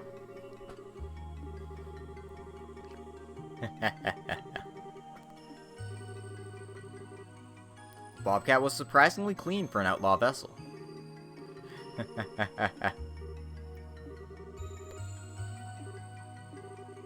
And Joshua was like, don't dig yourself into... Don't get into a bigger hole, Joshua. Don't worry about that. Alright. So, we've talked to everyone? Except for Agon and Zin. Are they still lifting weights somewhere? That's probably what they're doing. Yeah, they're down there now. It's like, I thought I got everyone. No, I didn't get everyone down here. So they'll be building a path here, so we won't have to go up and down the scrap part of the ship.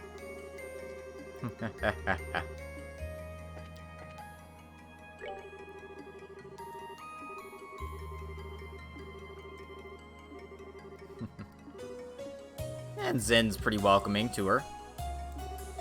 I don't see the problem with calling a little girl a little girl. Damn.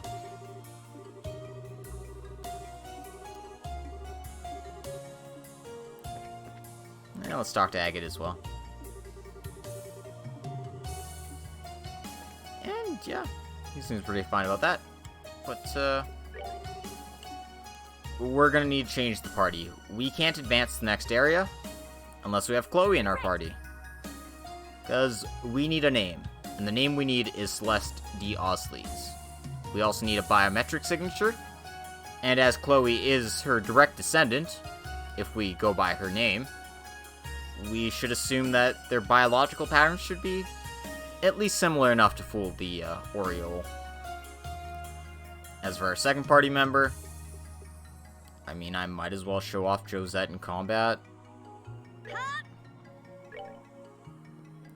I'm basically looking for an excuse not to use her for the end of the game, so yeah.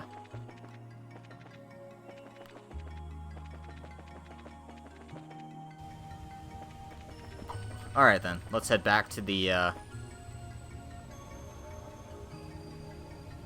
government office there, and continue going through the tunnels.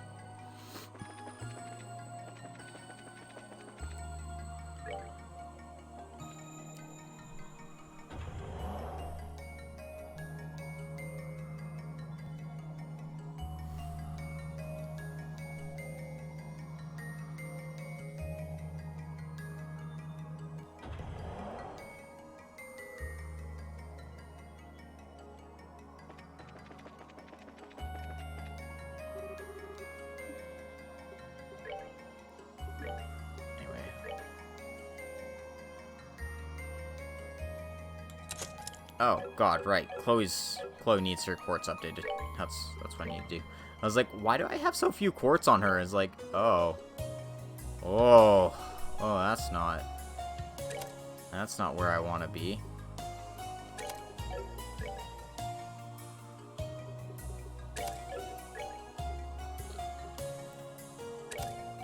Anyway, Chloe, as usual, has 3 water-locked slots. So you only have so many choices to work with. Try to give her the best stuff you can, though.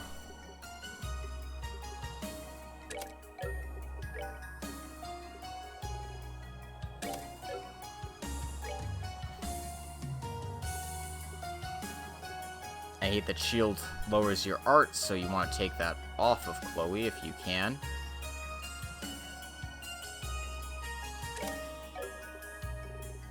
Gonna need that wind ability for lay tier all.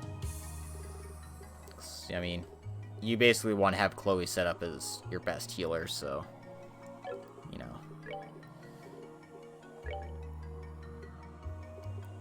Get that out of the way.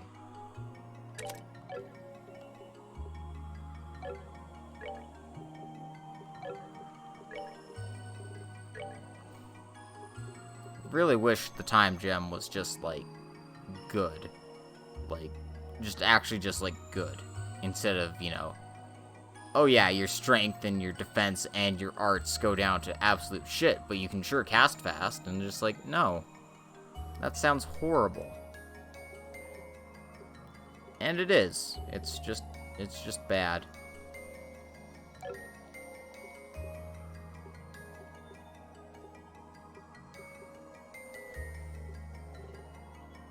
Anyway, I forget what some of the best time quartz need for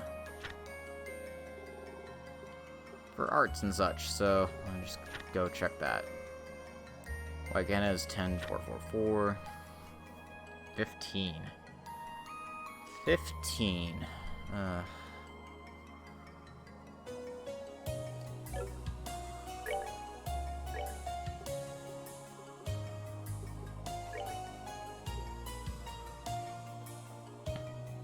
Yeah, Action 3 might actually just be better than the cast one here.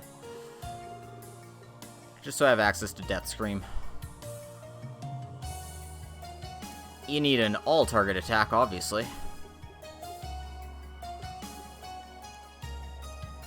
And when I get her slots upgraded to put the gold and silver gems in, she'll be a bit better to bear, so I can put the cast 2 on there. But until then, that's probably how I'll operate.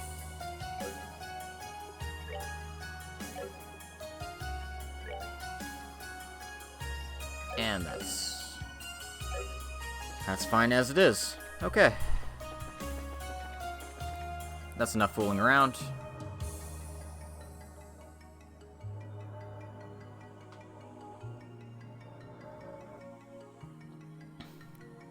Let's go ahead and get this gospel. So once again, head to the eastmost facility.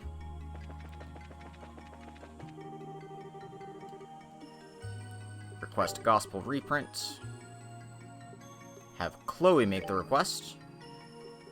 And use the name Celeste. D.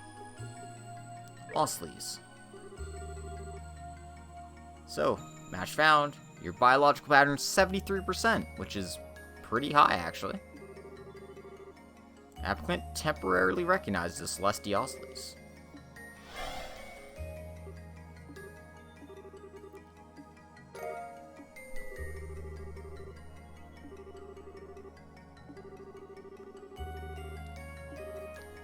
And I guess that's evidence enough that Celeste was her ancestor. So they took charge in leading people from the city, and eventually became the first ruler of the nation of Liber.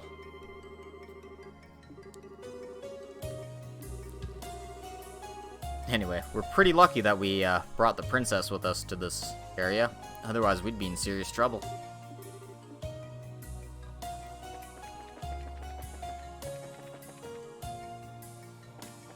We could probably have just brute forced our way through the gate, but, you know, that's a discussion for another time.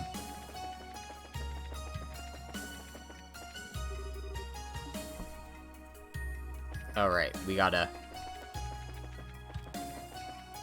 access the terminal up here to do that, so... It's like, oh yeah, the gate's just gonna open for us. No.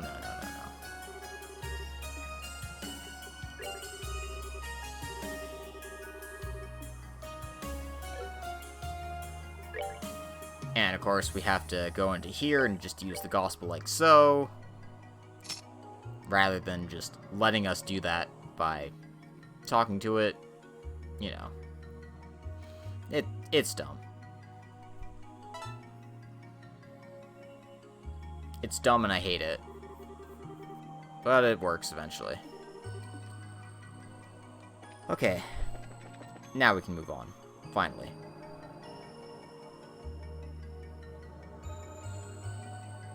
You could also run back and change your party again if you really didn't want to use Chloe, but,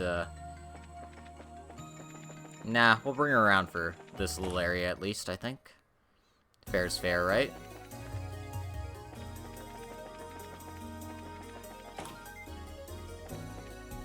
Alright then, welcome to the second part of the tunnels. You're gonna want to take the left immediately here. Follow this long path around.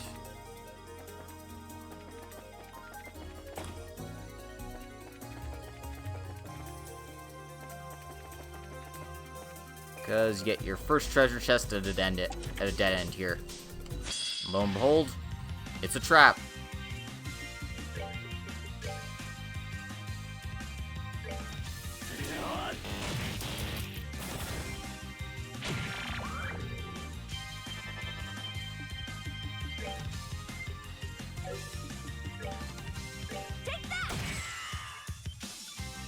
Anyway, Josette isn't the strongest one around, but she can do a decent amount of damage at least.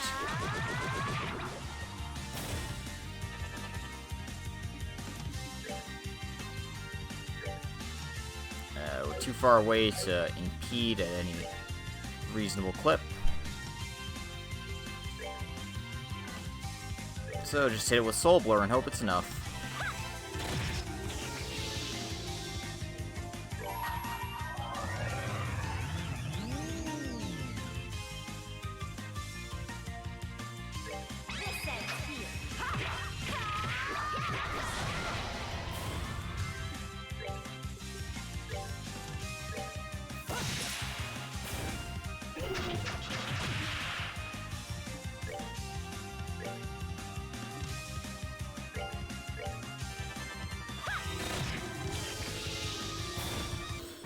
There we go. Well, that takes care of that. Stage clear.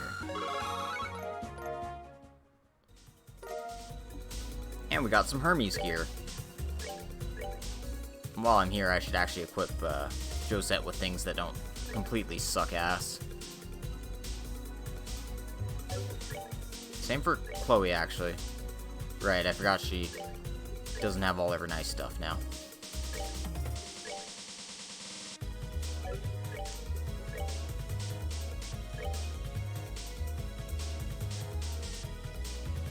Actually, that's just probably better.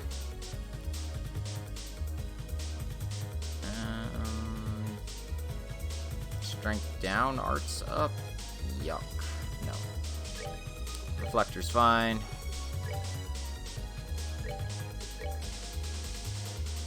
And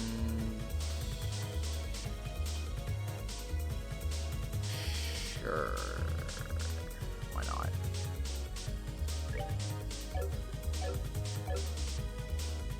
Okay.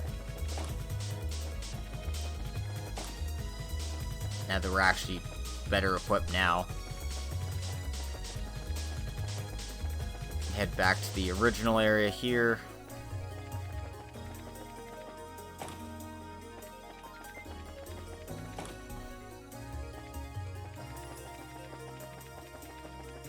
And welcome to this little spinny dinghy here.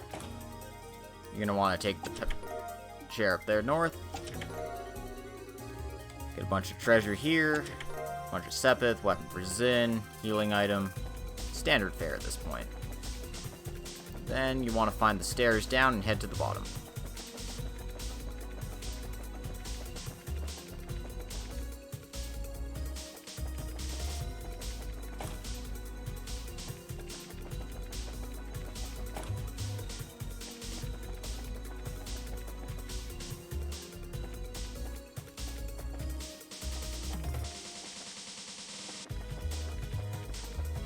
Sure to grab the couple of chests up here. Get a wind gem for that sweet, sweet evade buff.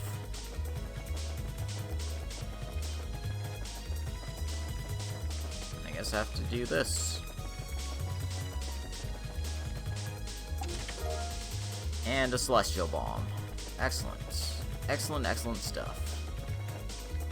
The north path will take you to the next area, but there's a couple of chests to the side here. Some shoes.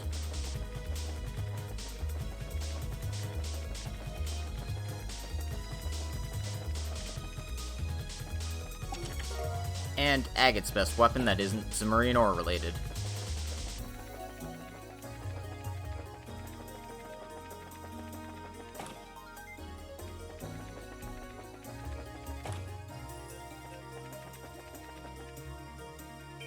Anyway, get into another mandatory fight here. Luckily, they're all bunched together.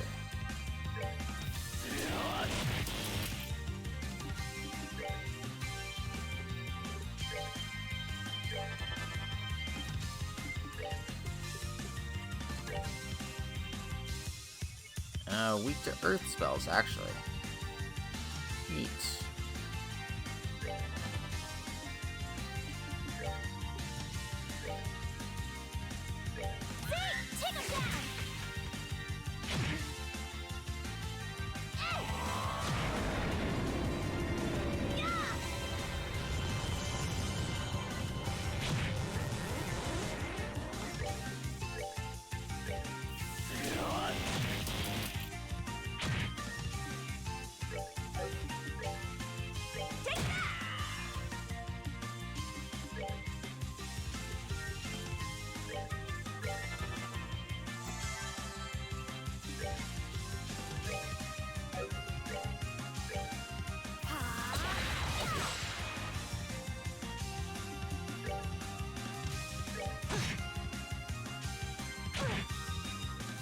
Rudeness.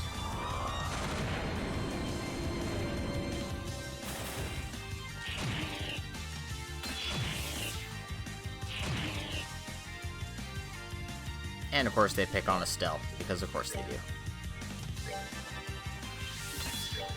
But we're just gonna keep smacking these things down. And hopefully we'll solve our problems eventually.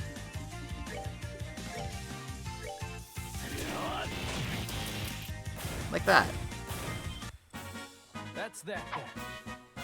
Let's move out. And catch everyone up. And Estelle's learned her ultimate S-craft, Wheel of Time. So slap that on immediately. And just as well, Chloe's learned her ultimate S-craft, Sanctus Nova. So we're gonna set that up.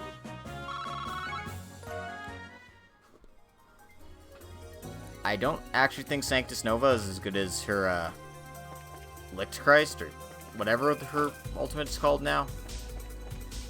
Radiant Blash.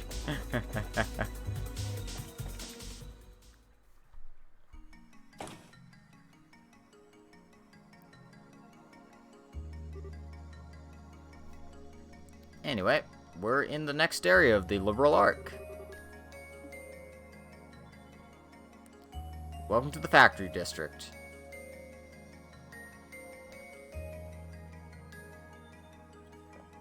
Looks like you got some kind of turbines providing power there. Some giant buildings.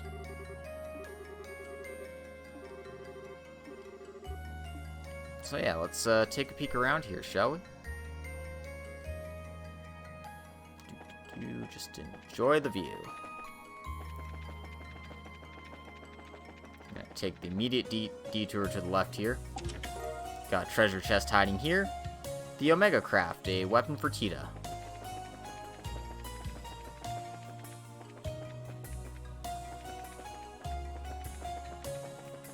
Take this little path side here, because there's a Mirage gem on top of the turbine.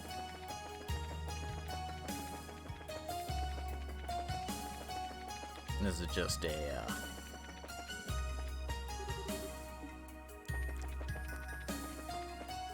little extension of the area. You can't access here or anything, but it's always good to see that these things exist.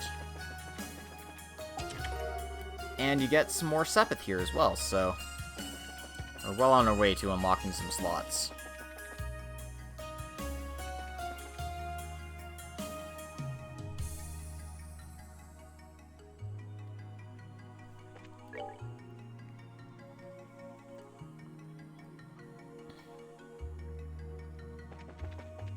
Can't access there yet. That path to the right will take us to another area entirely. So, for the time being, let's go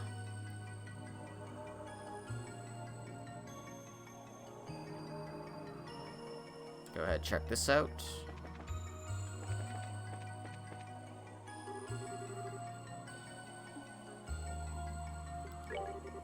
Let's activate the emergency operations mode.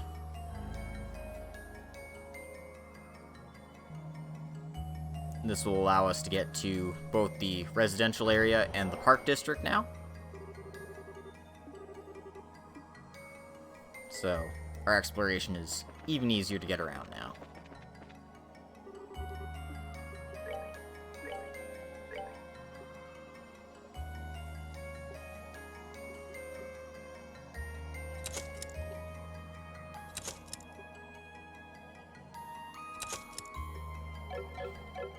Yeah, just updating Chloe's slots.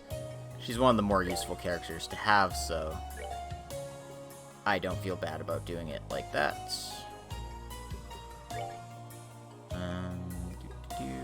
Make that a gold gem.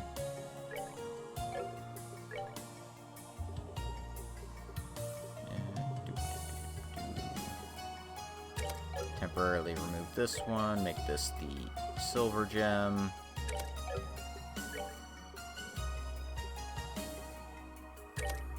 Fade 4 there.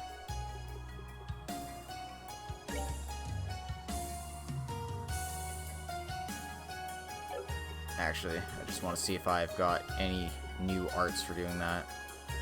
I don't think I should. No, Abyss Fall.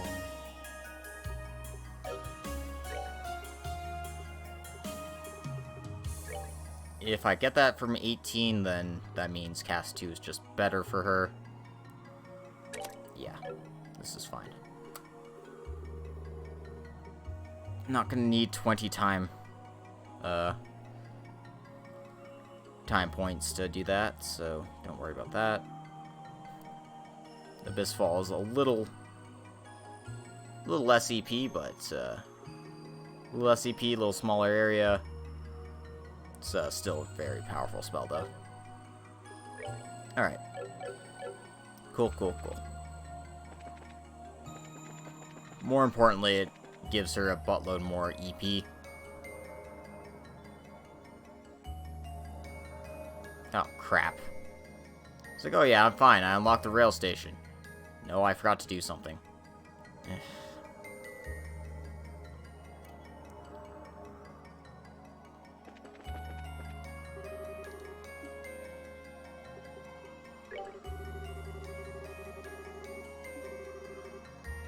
The Factoria District is currently on security lockdown.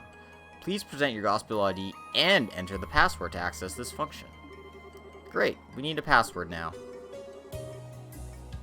So, we can't access the next level of the sewers yet.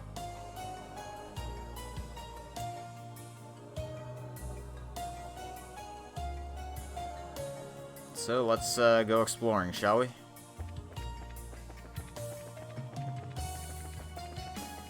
As you can see, this is where the next section of the tunnels are. We can't do anything about that for the moment. So, we have no choice but to go east here.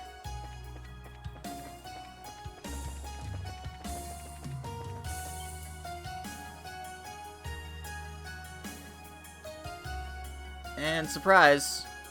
Here's where the Glorious is docked.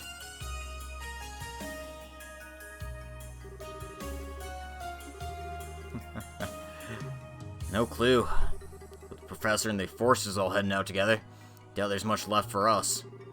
Probably just capturing intruders like those bandits, you think? Yeah, that Liberlian ship crashed down here too, didn't it?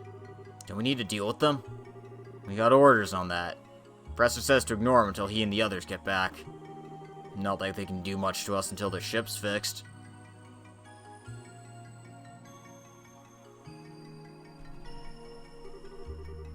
So this is where the Glorious docked. Still a pretty big ship, yep.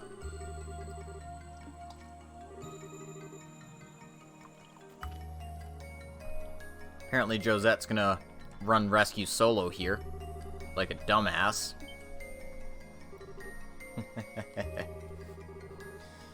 Yeah, we're not letting you charge in on your own, girl. Stop being all mopey and get ready to kick some butt. I don't ever want to be friends with you. God, how can somebody younger than me be less cute than I am? Alright. So, Josh was saying, hey, get ready before you charge in like an idiot. But, charging in like an idiot's what I do best.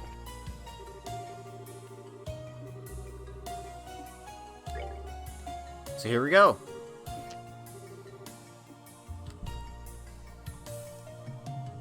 Let's take over the Glorious. What? Enemy attack! It's the Bracers! Wasn't your ship down for repairs? How did you get here? They're called Legs. You might have heard of them. Give me back my brothers!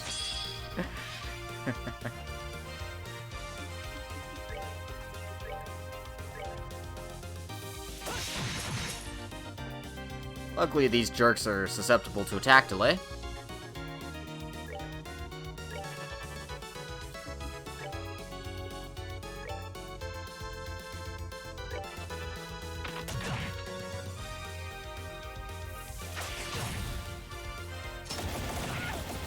Ow. Alright, they had their fun.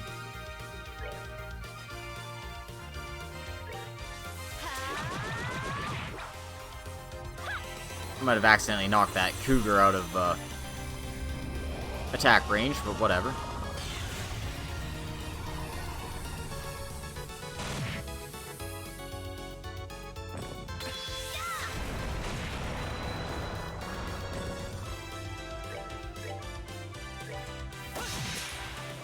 Really, the Jaegers aren't so much the problem as the Cougars are. So just take them out carefully and deliberately.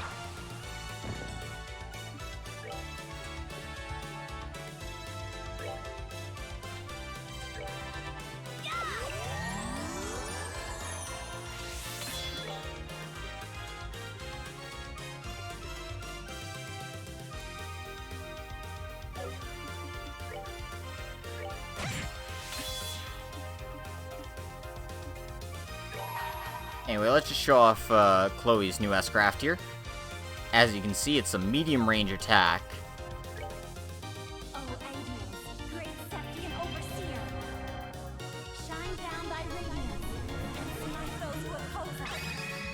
Divine light, grant me the strength to punish the wicked.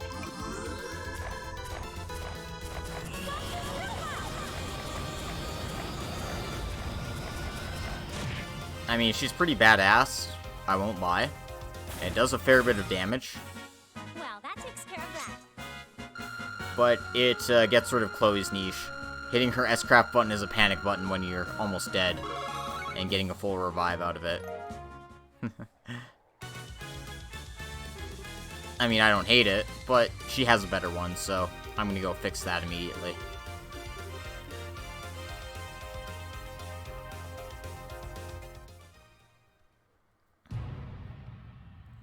Anyway, welcome back to the Glorious. This time we're going to take it down for good. No enforcers to deal with. No nasty surprises. Well, some nasty surprises, but this is as easy as it's going to get. We got to go rescue Kyle and Dawn after all.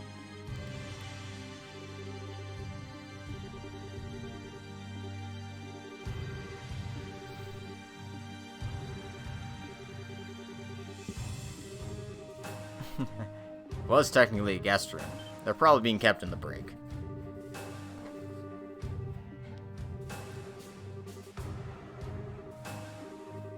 So, also all the barriers are down, so we can go everywhere.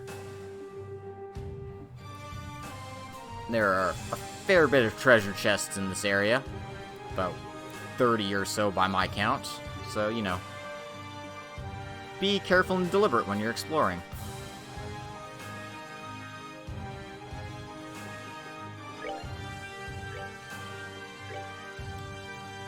Josette doesn't have an S-Craft.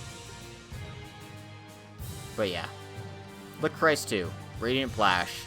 Revives KO, allies, and heals 12,000 HP. And gives you a defense buff if she has maximum CP once she does it.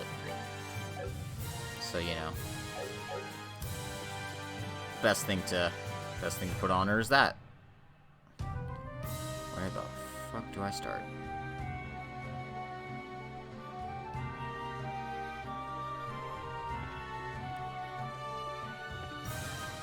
Okay, why is this map backwards? That's...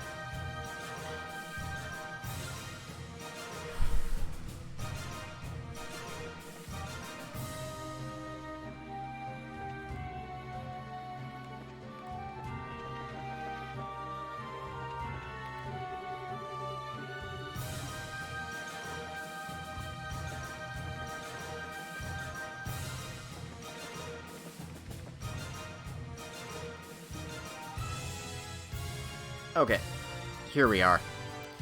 Officially. Welcome to the Glorious. Thank God for the cloak quartz. Anyway, 6 treasure chests in here. One of them is trapped. I forget which one it is. That's probably this one.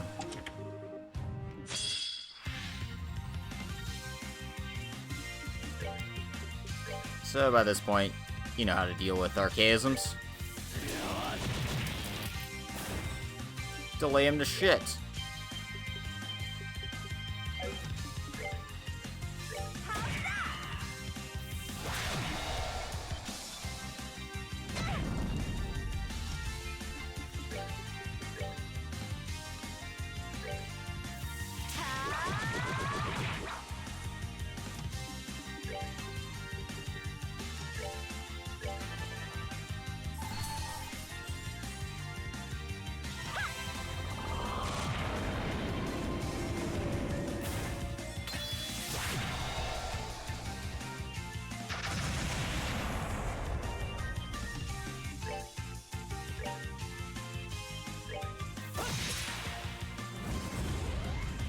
these nasty folks get to self-destruct on you too, which is really annoying.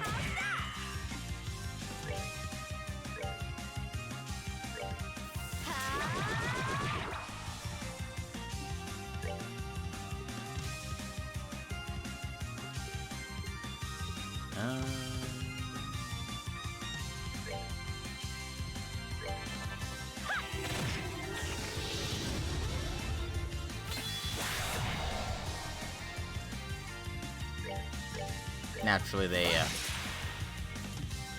make it more annoying for you to actually kill them properly.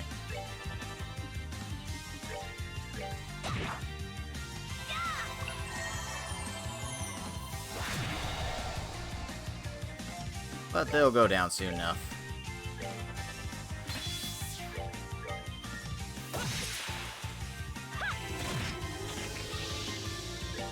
Eventually.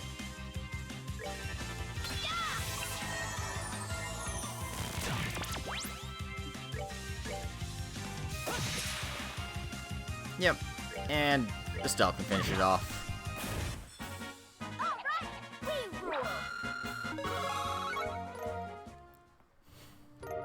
And we got a Grail Locket. Excellent. Now I can put one on all my current characters here. Oh my god, I don't have anything on Chloe. Fuck, what am I doing with my life? What am I doing with my life, guys? I don't know.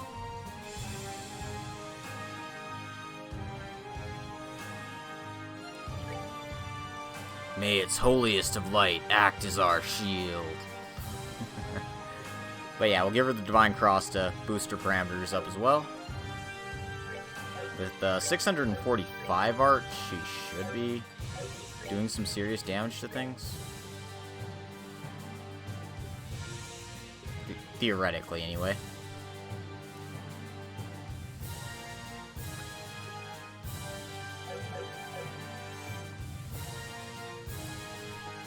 But yeah. Just keep exploring. 100 of each Sepith. Recovery items. A weapon for Chloe.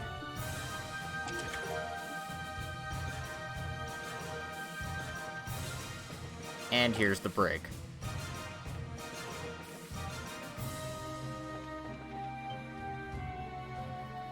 And look, it's all the Sky Bandits.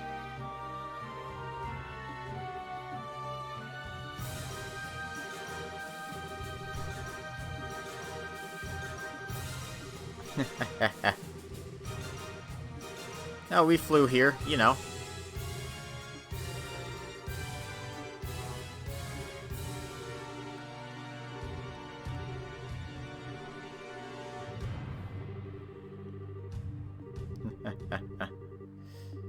God. And how is she supposed to escape by herself on a frickin' dead airship? Come on, guys. At least Dawn's there to keep them in line. So apparently they're locked in. We need to find a way to break this barrier.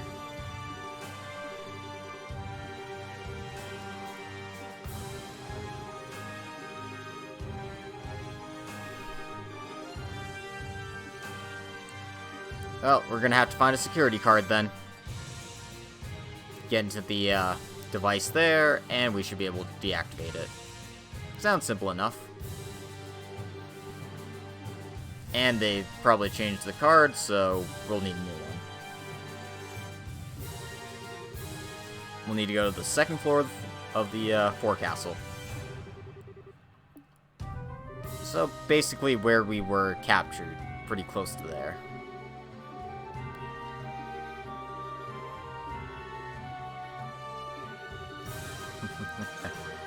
And yeah, don't let Josette have too much fun.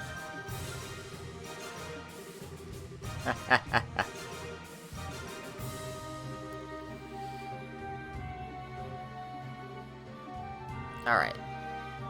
So, we've got our destination in mind.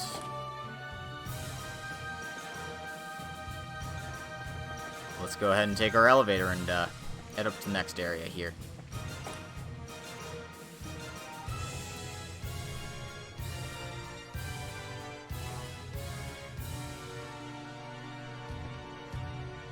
Anyway, there's a Orban charging station here, so take advantage of that.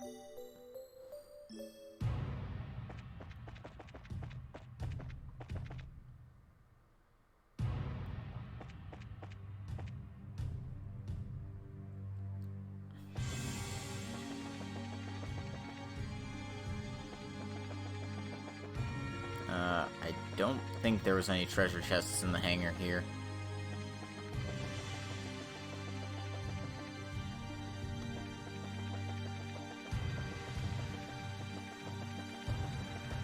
In fact, I'm not even sure if this is where I'm supposed to be going. I don't think it is, if I'm being completely honest.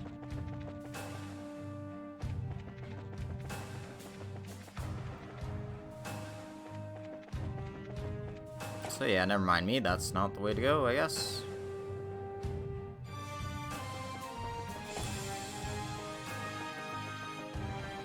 We're gonna have to go back through this area.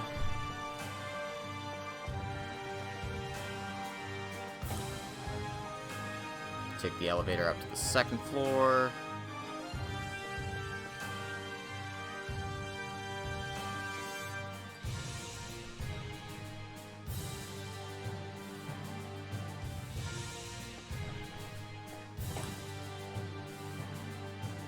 Anyway, you don't need to go through any of the side passages. We've already cleared those of treasures in the lake, so we do want to head to the bottom area and get all of these treasures, including 100 more of each Sepith,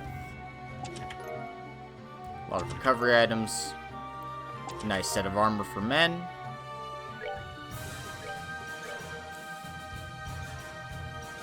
depending on whether you prioritize strength or defense.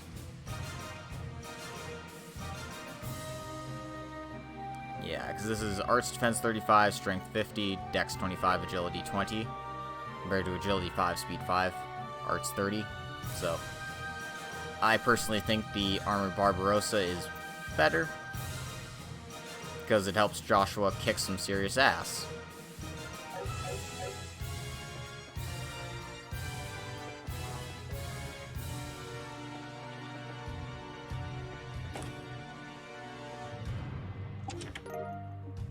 And the Aurelia Dress, Celestial Bomb, Tyrol Bomb.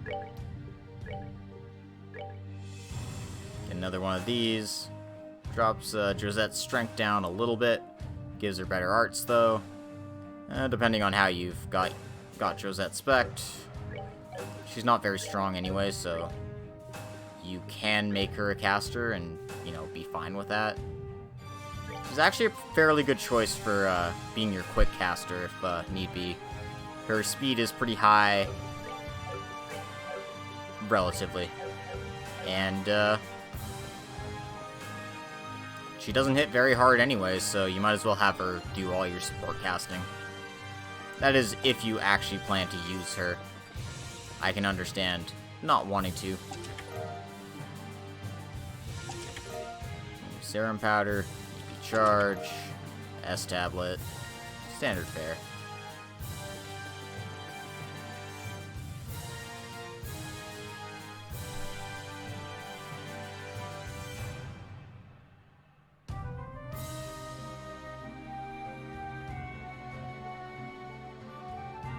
Is there supposed to be a boss here? Or am I just going crazy? I think I'm just going crazy, so you know what? Don't mind me, I'm just doing my own thing. Another healing station if you need it. We need to head to the forecastle here, but there's a boss in our way. These goddamn helicopters again. And they get the drop on us. Of course they do. So try to stop the craft if you can. And if you can't, attack delay, attack delay, attack delay. Fuck. Can't earth wall my way out of that situation. try.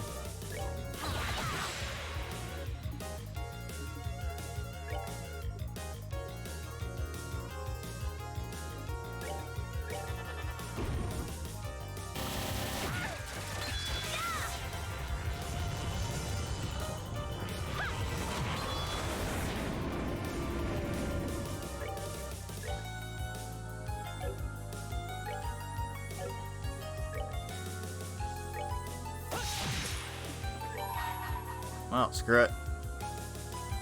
Guess we're showing off Wheel of Time. Again, Estelle's only single target. Wanna see what I got? Ha! Yeah! Yeah! Too slow. Wheel of Time. It's quite a lot of damage for a single target attack. Now, light of the heavens, feel these battered wings. Radiant blast! Get Chloe to heal us up to full. As we basically nullify that attack. Good shit, Josette. Unfortunately, can't quite outspeed these ones. Take that!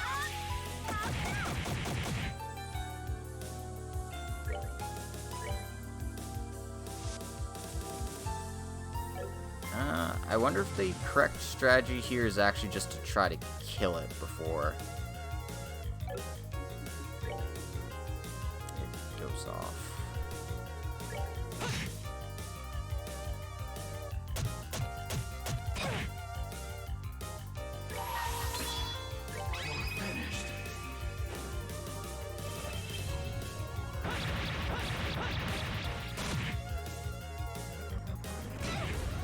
Self-destructor, break cannon. Yeah, you know. Standard fare for this shit. But once you get one out of the way, the rest become a bit easier to deal with.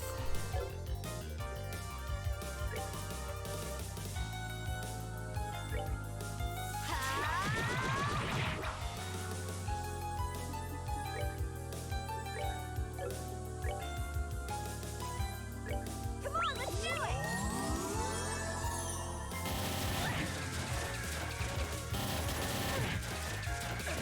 Sorry. Damn it. Wasn't expecting them to just die like that. Ugh. Whatever. Josette heal herself.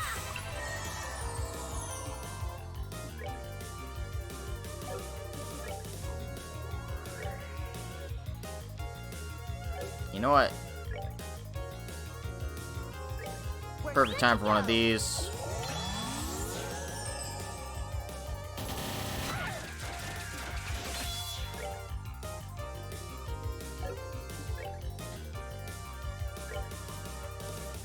Take that!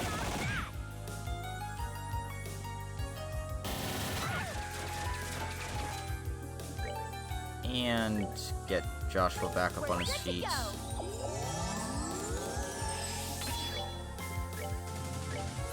Take him down!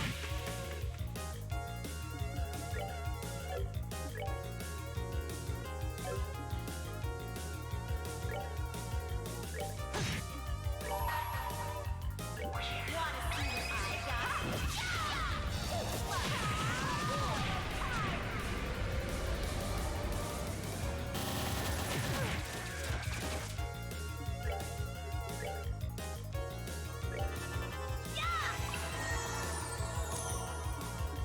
Yeah, it turns out these things are just, you know, really annoying. Can't quite evil eye either, so, you know. You try, right?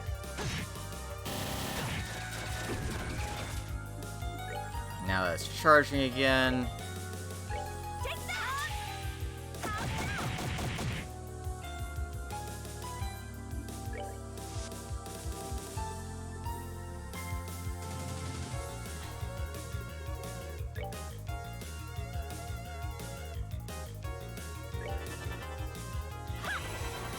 Fortunately for me, this is going to end up right on a critical turn.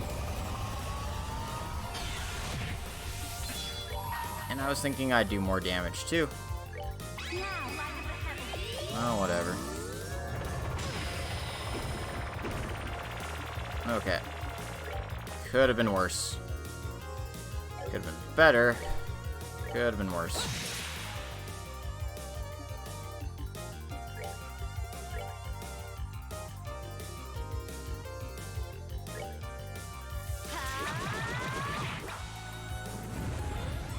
Alright.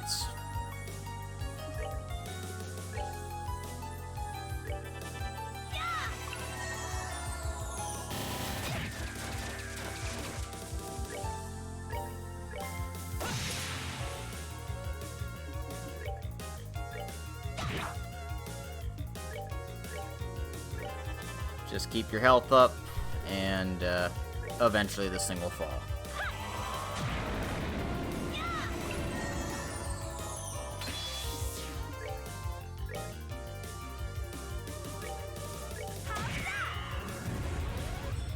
Like so. Told you I could handle this. And we get a whole bunch of experience from that. Up to level 77 for our sub-party members. Anyway, I'm just gonna make another save.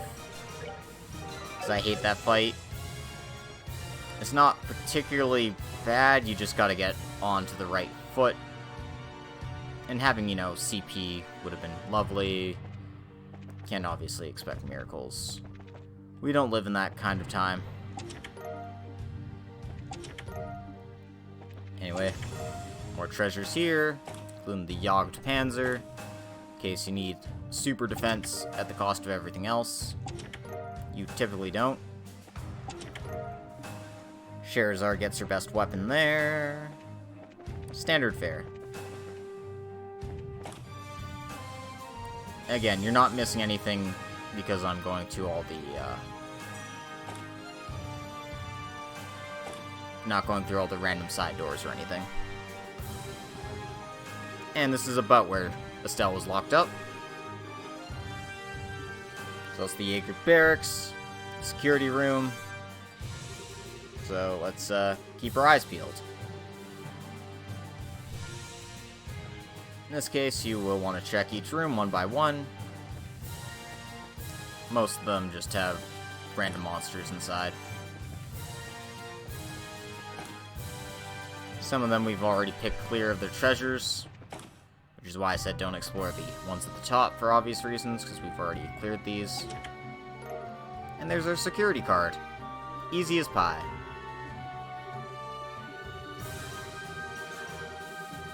So now we can go all the way back to the brig at the bottom there, and rescue our Sky Bandit buddies. This takes you up to the sanctuary.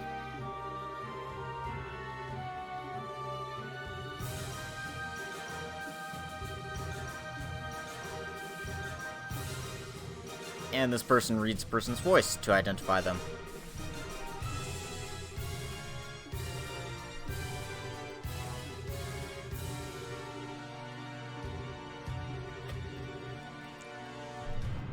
And Joshua will tell us about one of the Anguis, a man named Dr. Novartis. And he develops radical orbital technology. Well, we'll see him later, maybe.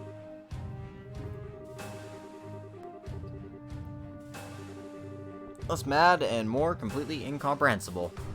Sounds about right.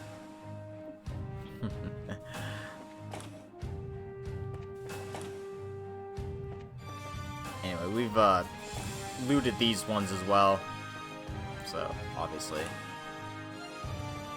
Don't even get a little scene of, I remember being held here. That was the worst. Okay. So, head all the way back.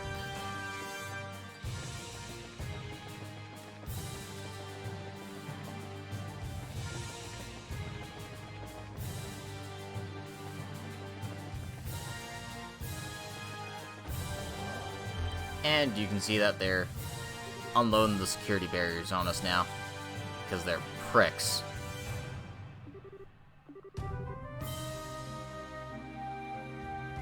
And surprise, it's Gilbert. Again.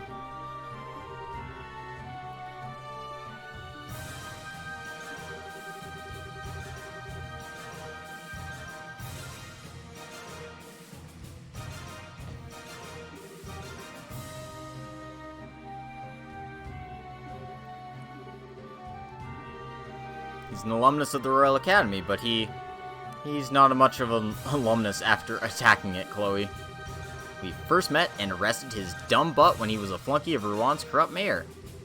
He escaped during the coup and apparently joined Ouroboros. You're that guy locked up with us in Lacen, right? I remember him because he kept bawling and going on and saying, "I'm innocent!" and stuff. Wah, wah, wah, all the time. What? Oh my. Right. Anyway, nothing to let bother you, you know? It's part of a life. Having to grow from pathetic moments like that, I mean. Though, given the uniform, I don't know how much he actually grew. Estelle, that's not exactly a comforting follow-up. Damn you! How much of a fool do you intend to play me for? But no matter. It just confirms I have no reason to show you mercy.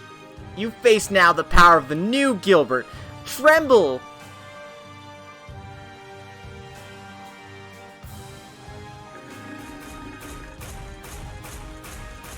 Yeah, Gilbert brought a friend. This is the real boss.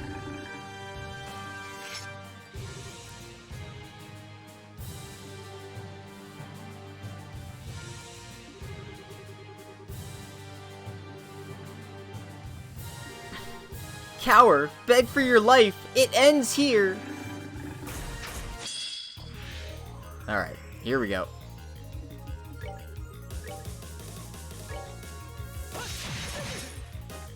Okay, they were nice enough to stand in line. This guy is obviously immune to the typical stuff. We're just gonna get Gilbert out of the way here, sooner rather than later.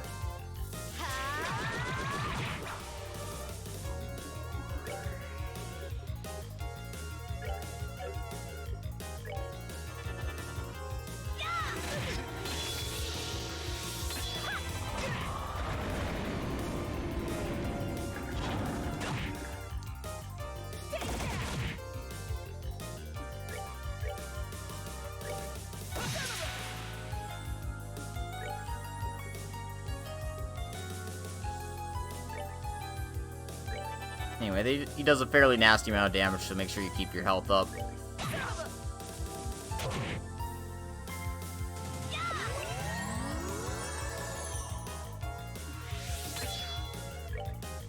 Also, don't be afraid to use Camphor. Oh wait, no, it doesn't work on that one. Never mind. I thought it did.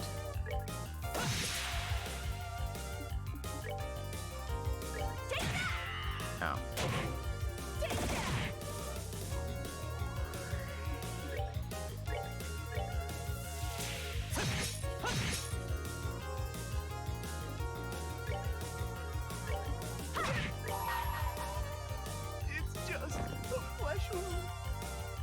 Little trick. I mean, I don't know if this is better, considering I gave him a critical turn, but, you know. I live in hell. Let's go to hell.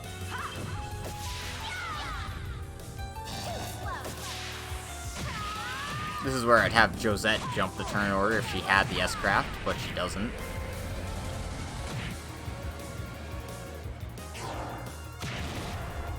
Oh, it's okay. He uses the move that always misses. It's fine. We're fine, guys. Nothing to worry about. Stone Impact.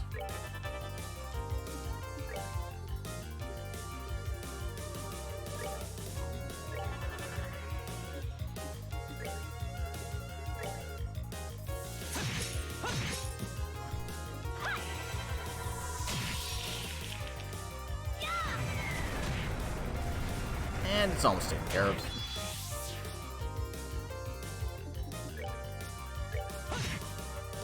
There we go. That's that. Let's move out. And we're not even getting levels anymore. See? Total chump. That lion thingy was actually pretty tough, but, it doesn't mean you've gotten any stronger at all, does it? No! Yes, this new man idea may have been a little premature. Blorf. Oh. Oh my. Well, better get to those cells, huh?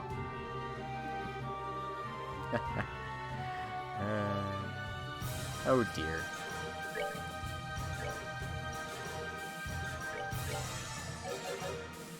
Chloe will quickly top us off.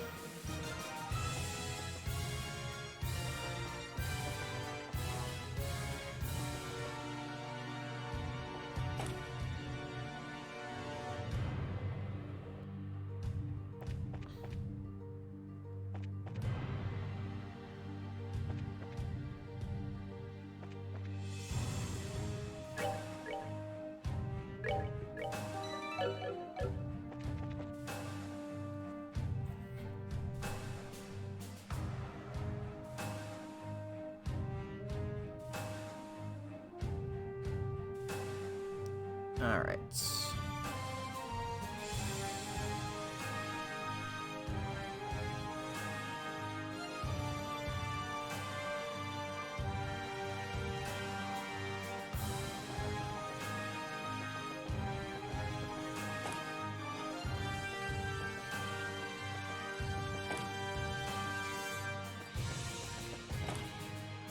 There we go.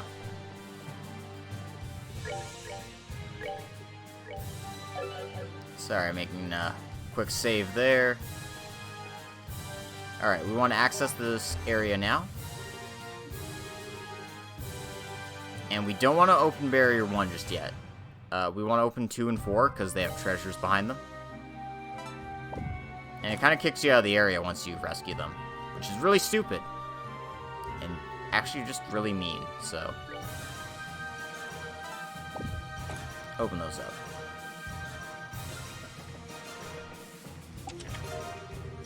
Because you get 300 of each sepith in there, which is a really nice haul.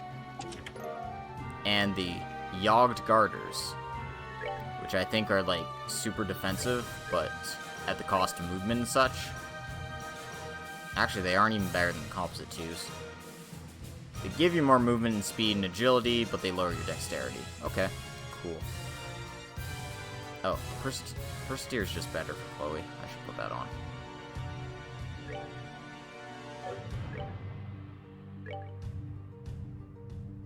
Yeah.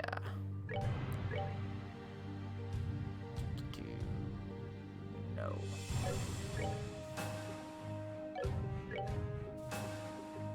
Yeah. Okay, cool. Alright, let's finally free the Sky Bandits.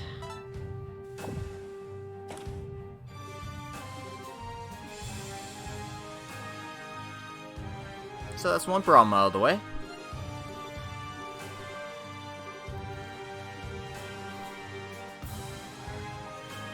Unfortunately, that triggered the security alarm, so we need to get out of here.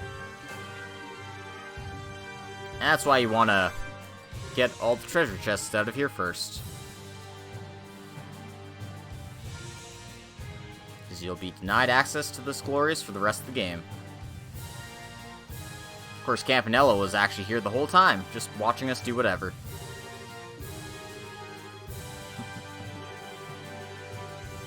And with things going this solidly according to plan, there's almost no point to me observing.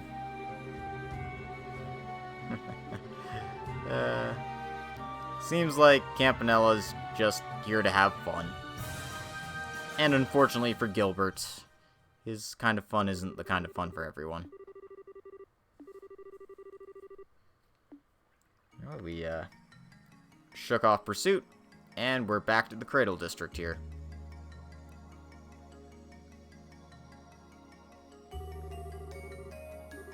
So, Josette's going to be back to repairing the Bobcat.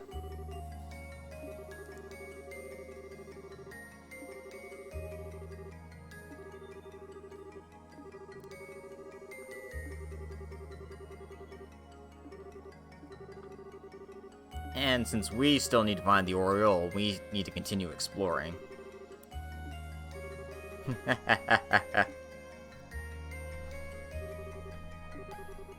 And apparently they're gonna ask Josette to keep working with us.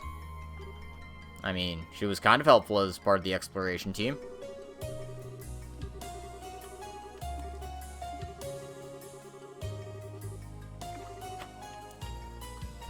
And it does make sense. Having someone to be a go-between between the RCL and Bobcat makes sense. And Estelle says something nice about her.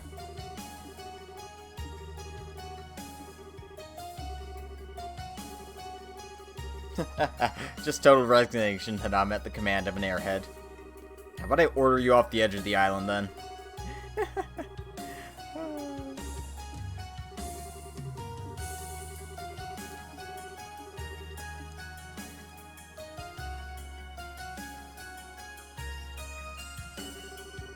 Anyway, with that, Josette's learned her S-Craft.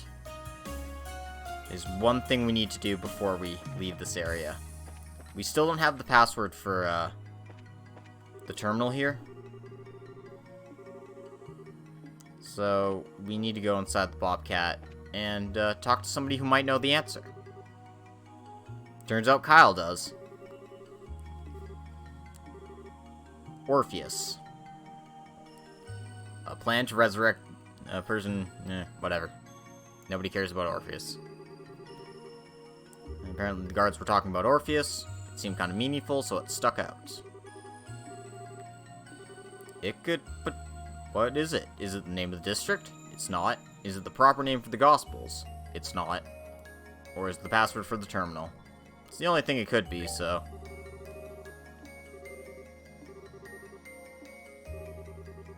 So you need to check out the terminal before talking to Kyle, because in doing so, this triggers, and I mean this just saves you time if you've checked it beforehand.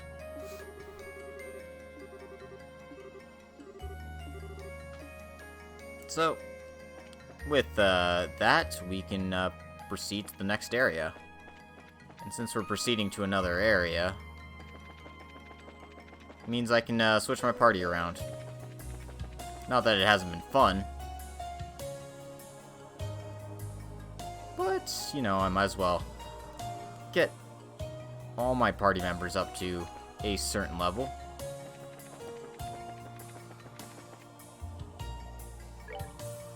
And luckily we have the factory district train already set up, so no need to worry in that regard. You're not forced to go into the tunnels again.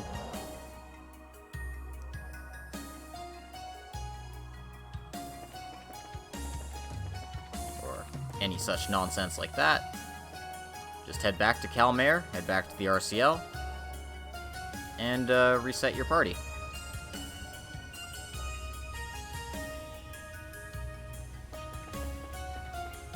And you can see Niall and Dorothy are taking a look around.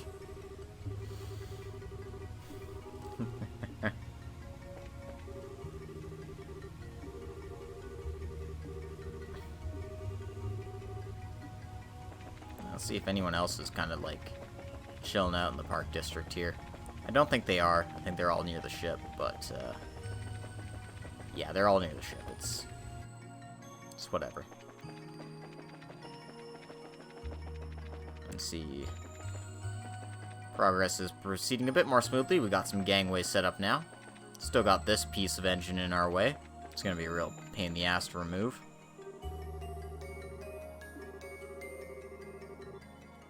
And without an outrigger, probably won't be able to maintain stable flight. So they're going to try to figure out if they can recover that somehow.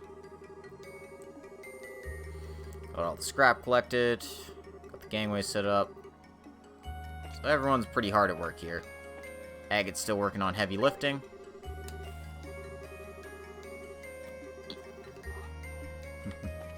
So... basically just have to deal with that outrigger. That's going to be the main challenge.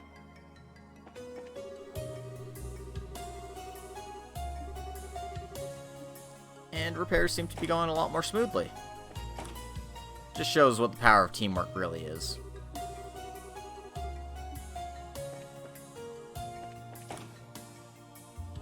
Kevin's still in the sick bay here.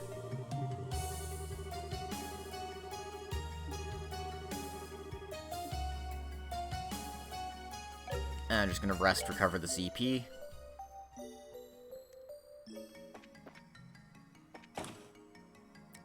And Tita's hanging out here. Looks like we've got the lights back on as well.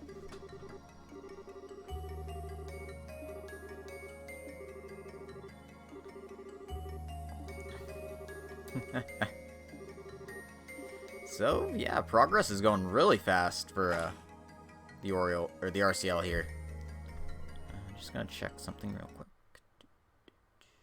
Holy crap, I am dropping frames like a motherfucker.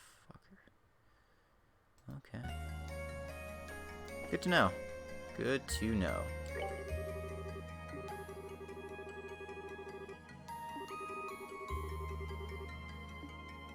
So, you know, they've got an emergency plan in place in case something goes wrong.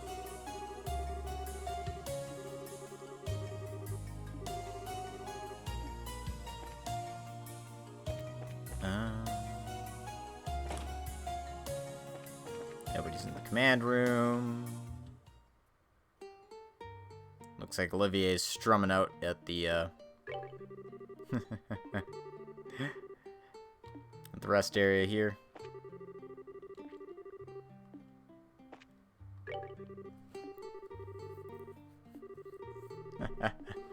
It's precisely because it's a time like this that he can be so casual.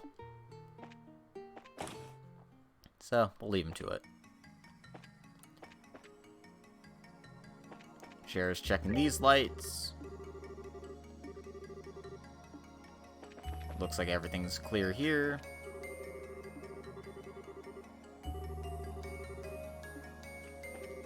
Go ahead and tune the engine.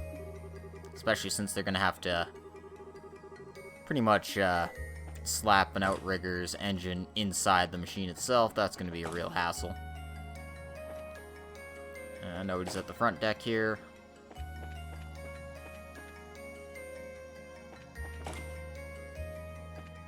And it seems like Julia's got everything taken care of on the bridge.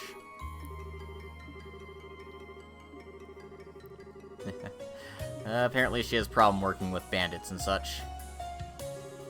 But she's still doing her best, all things considered.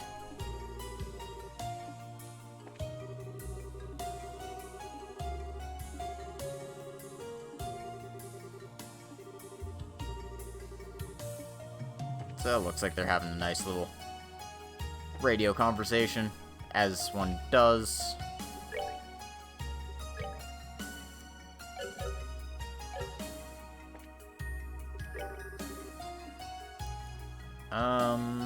Who's dragging behind right now? Olivier, Tita, Kevin. Right, sure. Oh, okay. Shall we? Yeah, I mean, Kevin needs to catch up, obviously, because he hasn't been the party for the last chapter. And Tito basically couldn't use her in combat for the last chapter, so we'll let these two catch up.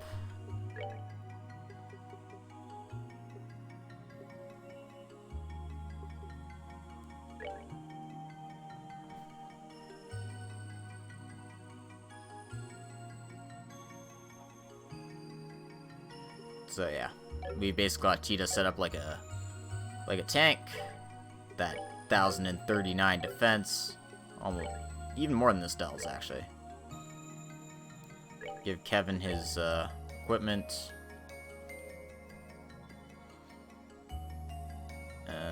That's yeah. Rather have this on him, I think. And the Hermes gear so he moves around faster.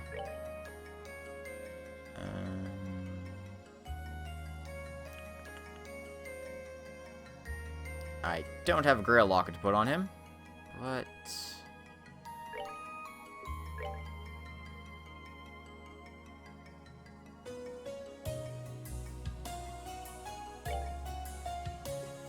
something like this should be reasonable. Kevin also makes a good choice for a support caster if you don't want to make him like a pure healer or anything.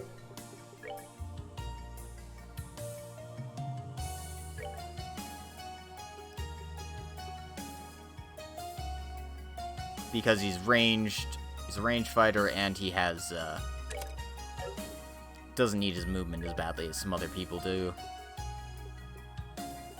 His, Quartz Outlook gives him quite a few options, so, I mean, again, up to you how you decide you want to build your party.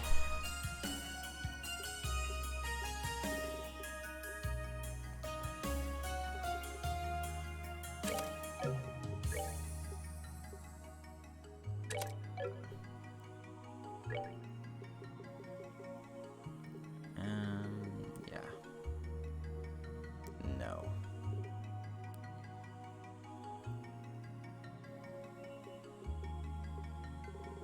Gotta have something better than that, don't I?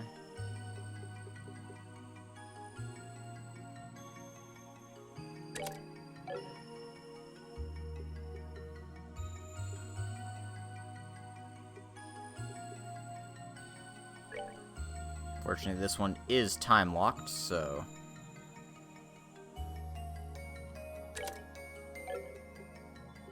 keep that in mind.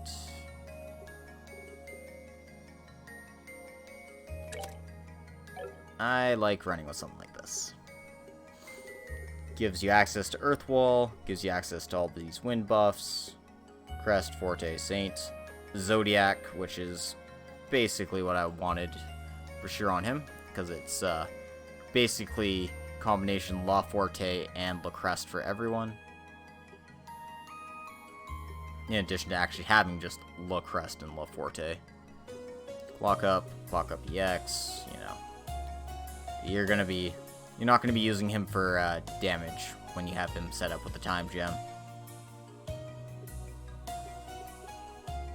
Basically, he's there to cast Grail Sphere, to heal you up, and to buff and debuff. None of his attack spells are any use now that his arts and strength and defense have all been dropped to hell. I mean, you certainly can, but you're not going to be doing much damage with them, is the problem.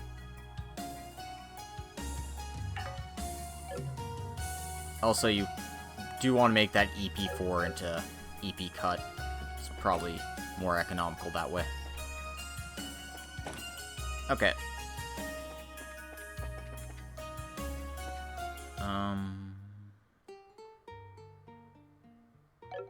Considering where I'm at now, though... yeah.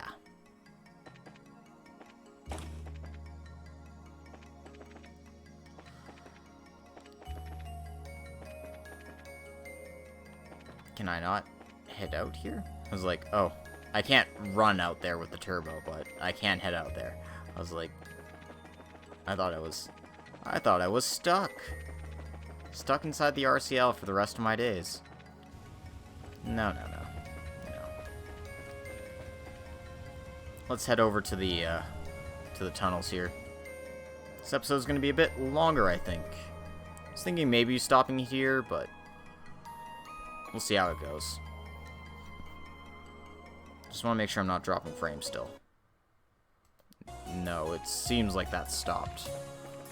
So I did lose a lot somewhere, and I'm not sure where I lost them all.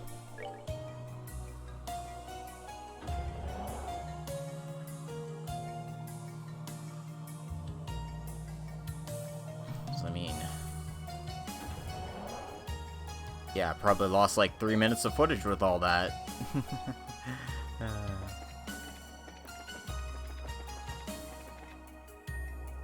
Oh, crap.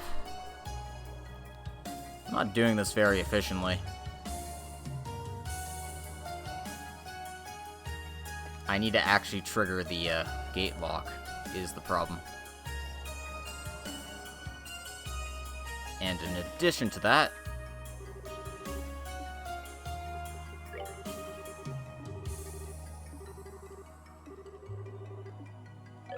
so, once again, we have to go and use the gospel. Can't just open the gate lock by going to gate lock. Anyway, it thinks we're Miss Osley's, so let's enter the password. Don't need to bring Chloe around for this area now that we picked it up, which is a small boon. I forgot to check the... Whatever, it's fine. I'll check the data crystals later.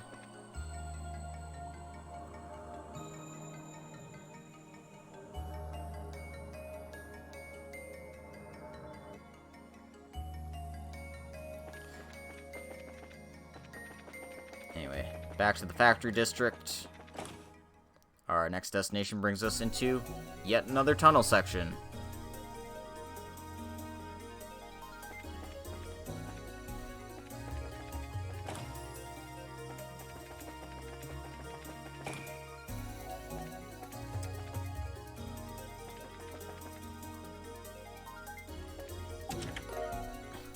This map is not helpful in the slightest.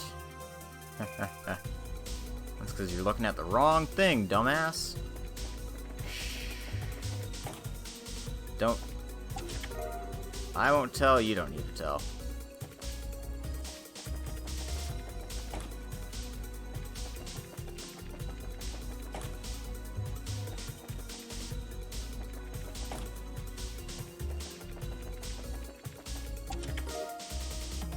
Okay.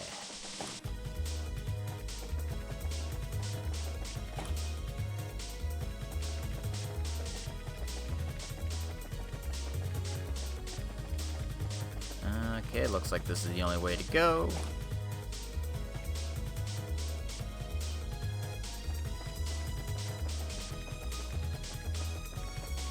One door, two door, three doors.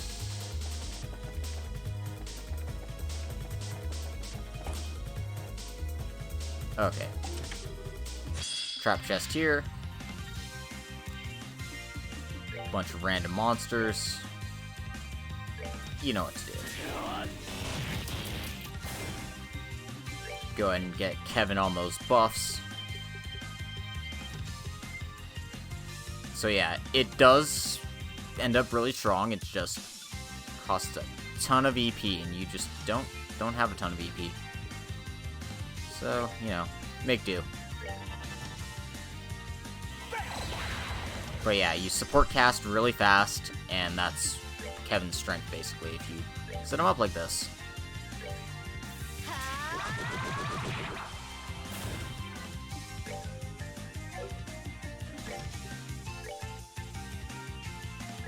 Prepare to meet your doom.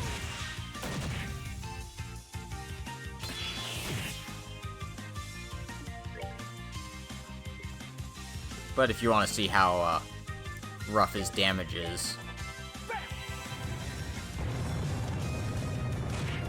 see, you can cast fast, but it's not very strong, which is kind of the issue.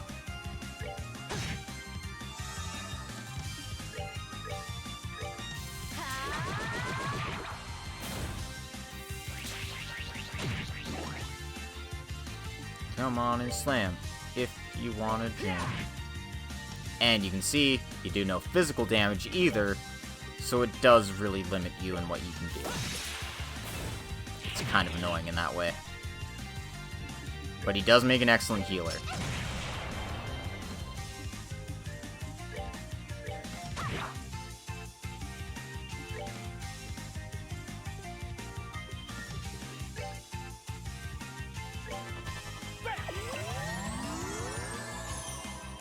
Because healing isn't limited to how strong you are, it just gives you a set amount.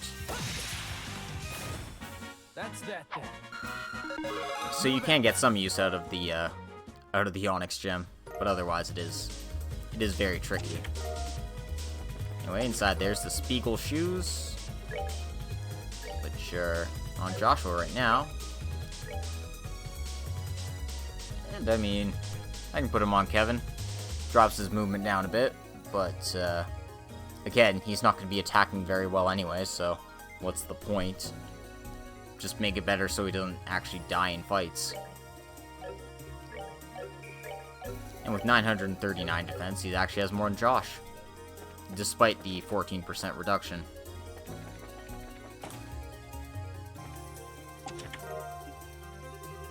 Oops.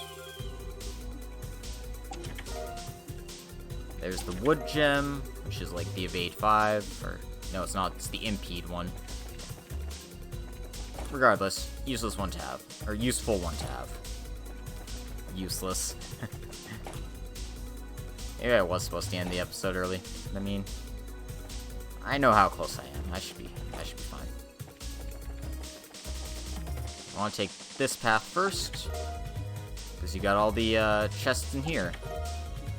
Water gem, S-tablet, cure bomb, emergency puppet, EV charge 2, Tyrol bomb, and a trap.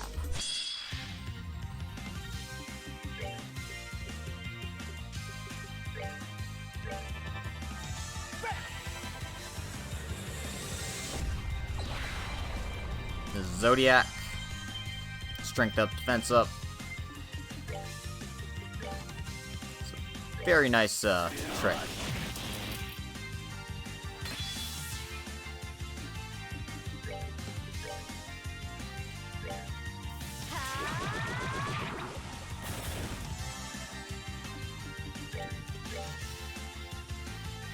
Prepare to meet your skill. I can't blind them.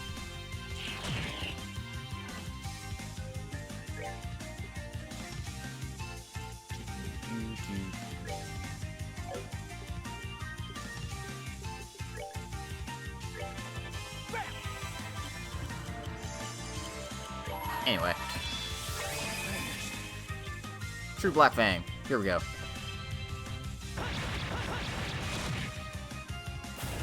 Didn't actually kill anything I needed it to kill. What a shame.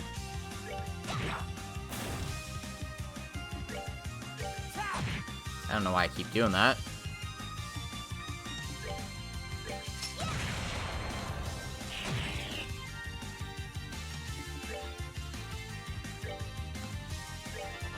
Whoops. That was the wrong person. I've already got clock up on him.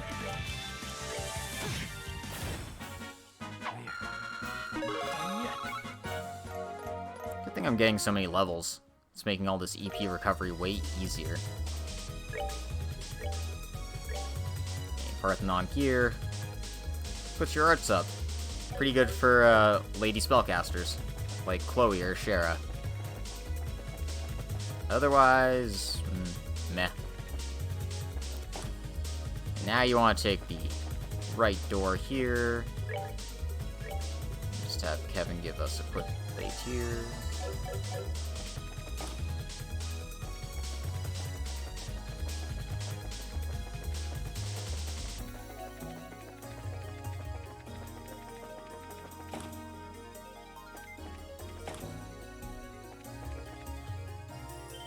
And, surprise, another fight.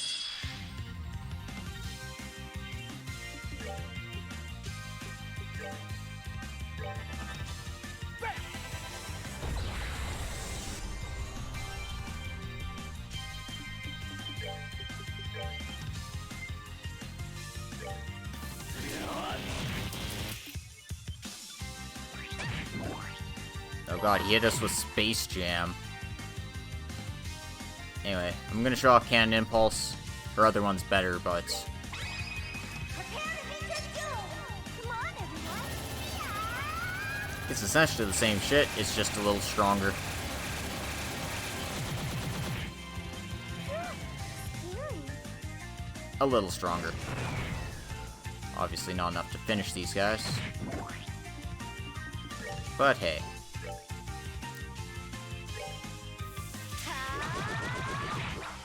Respect for the attempt, at least.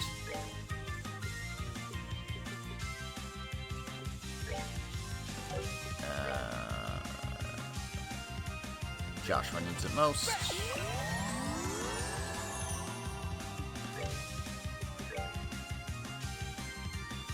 Can't flicker more than one of them.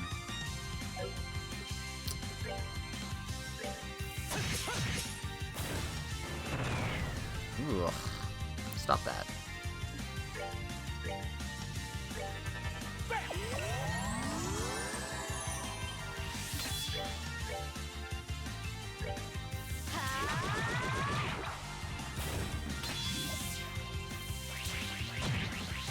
Well, Estelle's doing a fair bit of work in clearing this issue.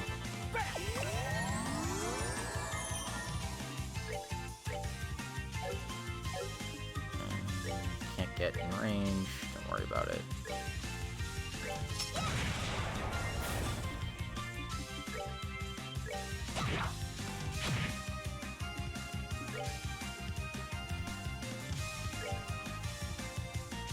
And nobody's really in range for me to take use of that. So guess what?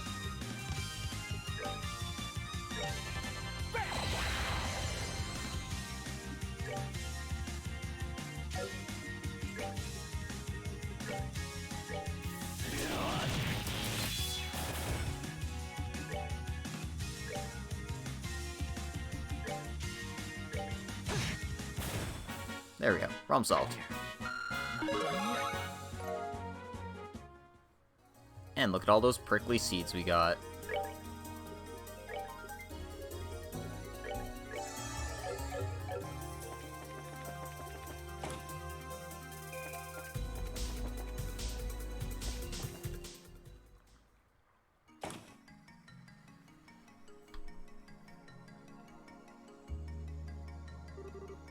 Anyway.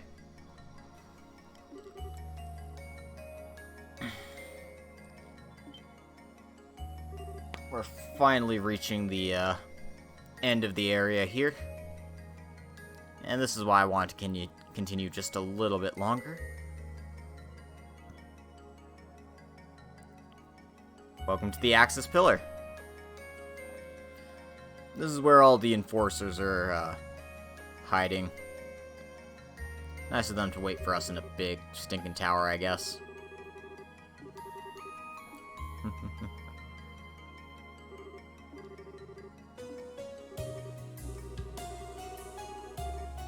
So it's effectively the Arc City Hall. If there's any information on the Oriole, this is probably the best place to find it.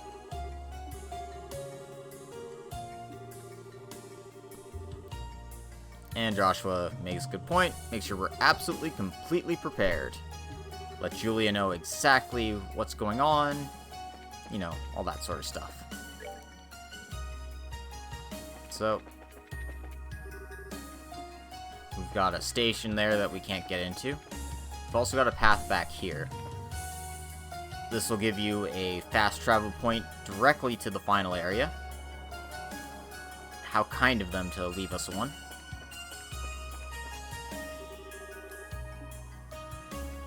Once again, we'll try to release the gate. It's only used in extreme emergencies, so, you know, we can't access that right now. Activate the emergency station. And now we can travel to any of the 4 areas.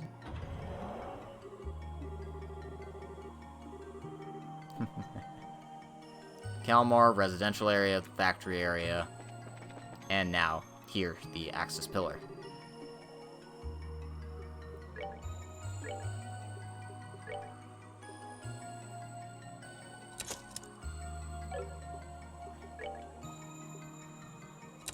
Just opening up 2 slots on them. And, Blue Blanc leaves a little information for you on the information thing. Welcome, my lovely, lovely bracers.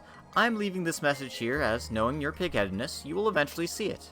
Our little plan has entered its very last stage, and the true awakening of the Shining Ring is near. I dearly wish for you to see the moment, but just inviting you up would be a bit droll, wouldn't you agree? So let us have a bit of sport here.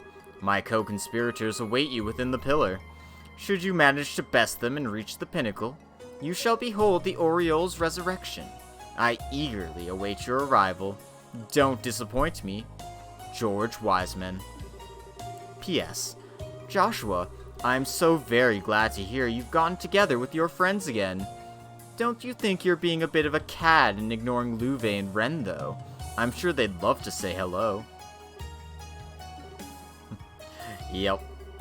Yeah, real cute there, buddy. You sure are clever. If anyone was ever in need of a butt kicking, it's him.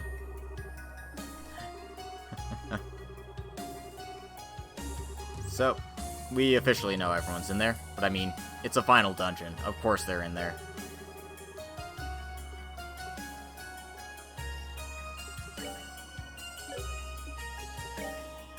Anyway, let's head back to the RCL. And,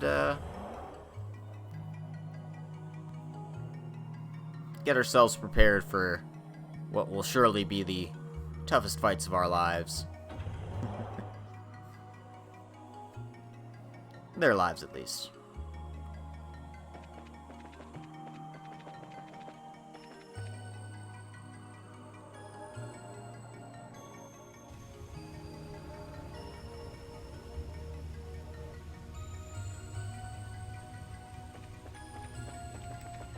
Again, check if anyone's kind of putzing around here.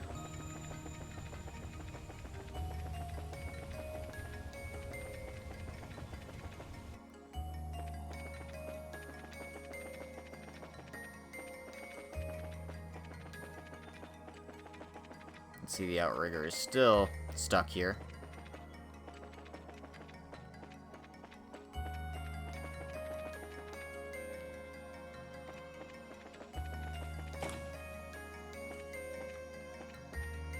And before I give everyone a howdy do,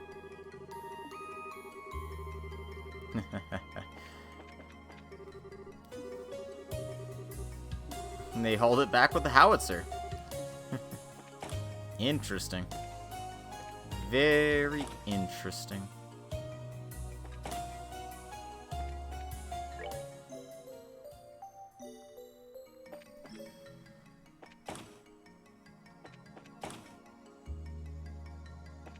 See, Josette's currently in the engine room here.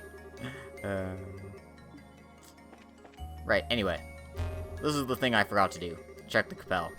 But, now that we've made it to the access pillar, I believe all these are complete. So let's go ahead and view those, and that'll be our last, little thing for the episode here. About the Oriole's Seal, 1 of 4. When we were closing in on completing the underground facility, unbeknownst to us, our seal plan was discovered by the Oriole. One of our comrades fell victim to the sweet seduction of the Oriole's euphoric simulations, and he was lost to us. However, the silver lining in this disaster was that the comrade was not aware of the full scale of the plan. With the information it gleaned from his mind, the Oriole focused entirely on the underground facility by the lakeside, and it paid no attention to the Onnenberg or the device towers. About the Seal 204. The Oriole, having learned of our plan, took to force. The Oriole manifested reveries as its defenders, and set them upon us in the facility. However, we were saved by our decision to build a facility underground. Just one single channel connected the facility to the surface. The Reveries' attacks could not reach 500 arge beneath the surface. The attacks by the Reveries went on, day and night without pause. Eventually our defensive line began to reach its limits. About the Seal 3 of 4. While under attack by the Reveries, we were able to finish the facility, but it took time to secure the necessary energy. During the process, it seems we got careless, and a single Reverie broke into the facility proper. Once inside, stopping it was difficult. The Reverie reached the deepest sections in an instant. We were just a hair's breadth from total disaster when the full power for the sealing operation was finally gathered. Just as the Reverie set upon us, we activated the first barrier. About the Seal 404. The light fired from the facility reflected off the inner wall of the Onnenberg, caught the Oriole floating in the sky. In that moment, the Oriole disappeared from us, and the Reverie stopped entirely. Through this, we knew that the first barrier was successful. The Oriole is of the Septarians, the treasures governing the power of space. What was needed to nullify the Oriole, which held absolute dominion over space itself, was to utterly sever its connections to space, and even to time itself. The seal mechanism, born of our hard work, had sent the Oriole along with the entire city into another dimension, and successfully temporarily froze it. So some information there. The reason why we were set upon by that reverie inside thing in Grancel Castle was because the Oriole sent it to attack. It was shut down immediately, but obviously with the seal unlocked, it came back to life, even though not all the seals were broken because the device towers were set as well. And it seems they were just a hair away from disaster, but they were able to seal it just in time. Anyway, this will explain about the device towers. The first barrier had activated successfully, and we had succeeded in performing a temporal freeze upon the Oriole in another dimension. However, that was not the only barrier within the plan to seal the Oriole. The plan's final defense line, the second barrier, the key to that lies within the 4 device towers. The mechanism is built to activate should the first barrier fall and time once again tick in the space of the Oriole. The second barrier's other name is the gravity barrier, and it can manifest gravity inside the other dimension. Should the Oriole resume activity, by tying this other dimension down with the linchpins of gravity, the goal was to prevent its return to reality. If the second barrier activates, it signals that the Oriole is once again active. As a result, with its Gospels, anyone will be free to draw out its power. The Gospels remaining on the Liberal Arc were sealed within the Oriole. However, should something happen that could serve in place of the Gospels be born in the world to come, the Oriole will be free to wield its power in reality again. We succeeded in sealing the Oriole, but its power had not yet been destroyed. We will root ourselves to this land and watch over the Oriole. I pray we will be successful in our vigil, and that these records are never seen by any eyes. However, while we are steadfast in our duty, we predict that such will not be our future. When the Oriole once again returns to reality, how will our descendants choose to respond? Believing that we will not make the same mistake again, and the time will come when we are truly free of the Oriole, I leave these records for the future. So, as we can see, some people in the past were pretty smart, leaving records behind to say, hey, don't make the same mistakes we did, even though we're well on our way to making them, it seems. But that is that. And we have reached essentially the final stretch of this chapter. So, this has been Logic Blade. I'd like to thank everyone for coming today, and I hope you're ready for the one hell of a boss rush for the finale. We've got a lot of tower to climb, a lot of enemies to deal with, and a hell of a lot of backtracking as we bring the right people for the right fights. In any case, this has been Logic Blade. Thank you all for coming today. If you're watching on YouTube, make sure to like, comment, and subscribe. And please let me know who you want me to bring for the final fight. We'll see you next time for the conclusion of Trails in the Sky 2nd chapter.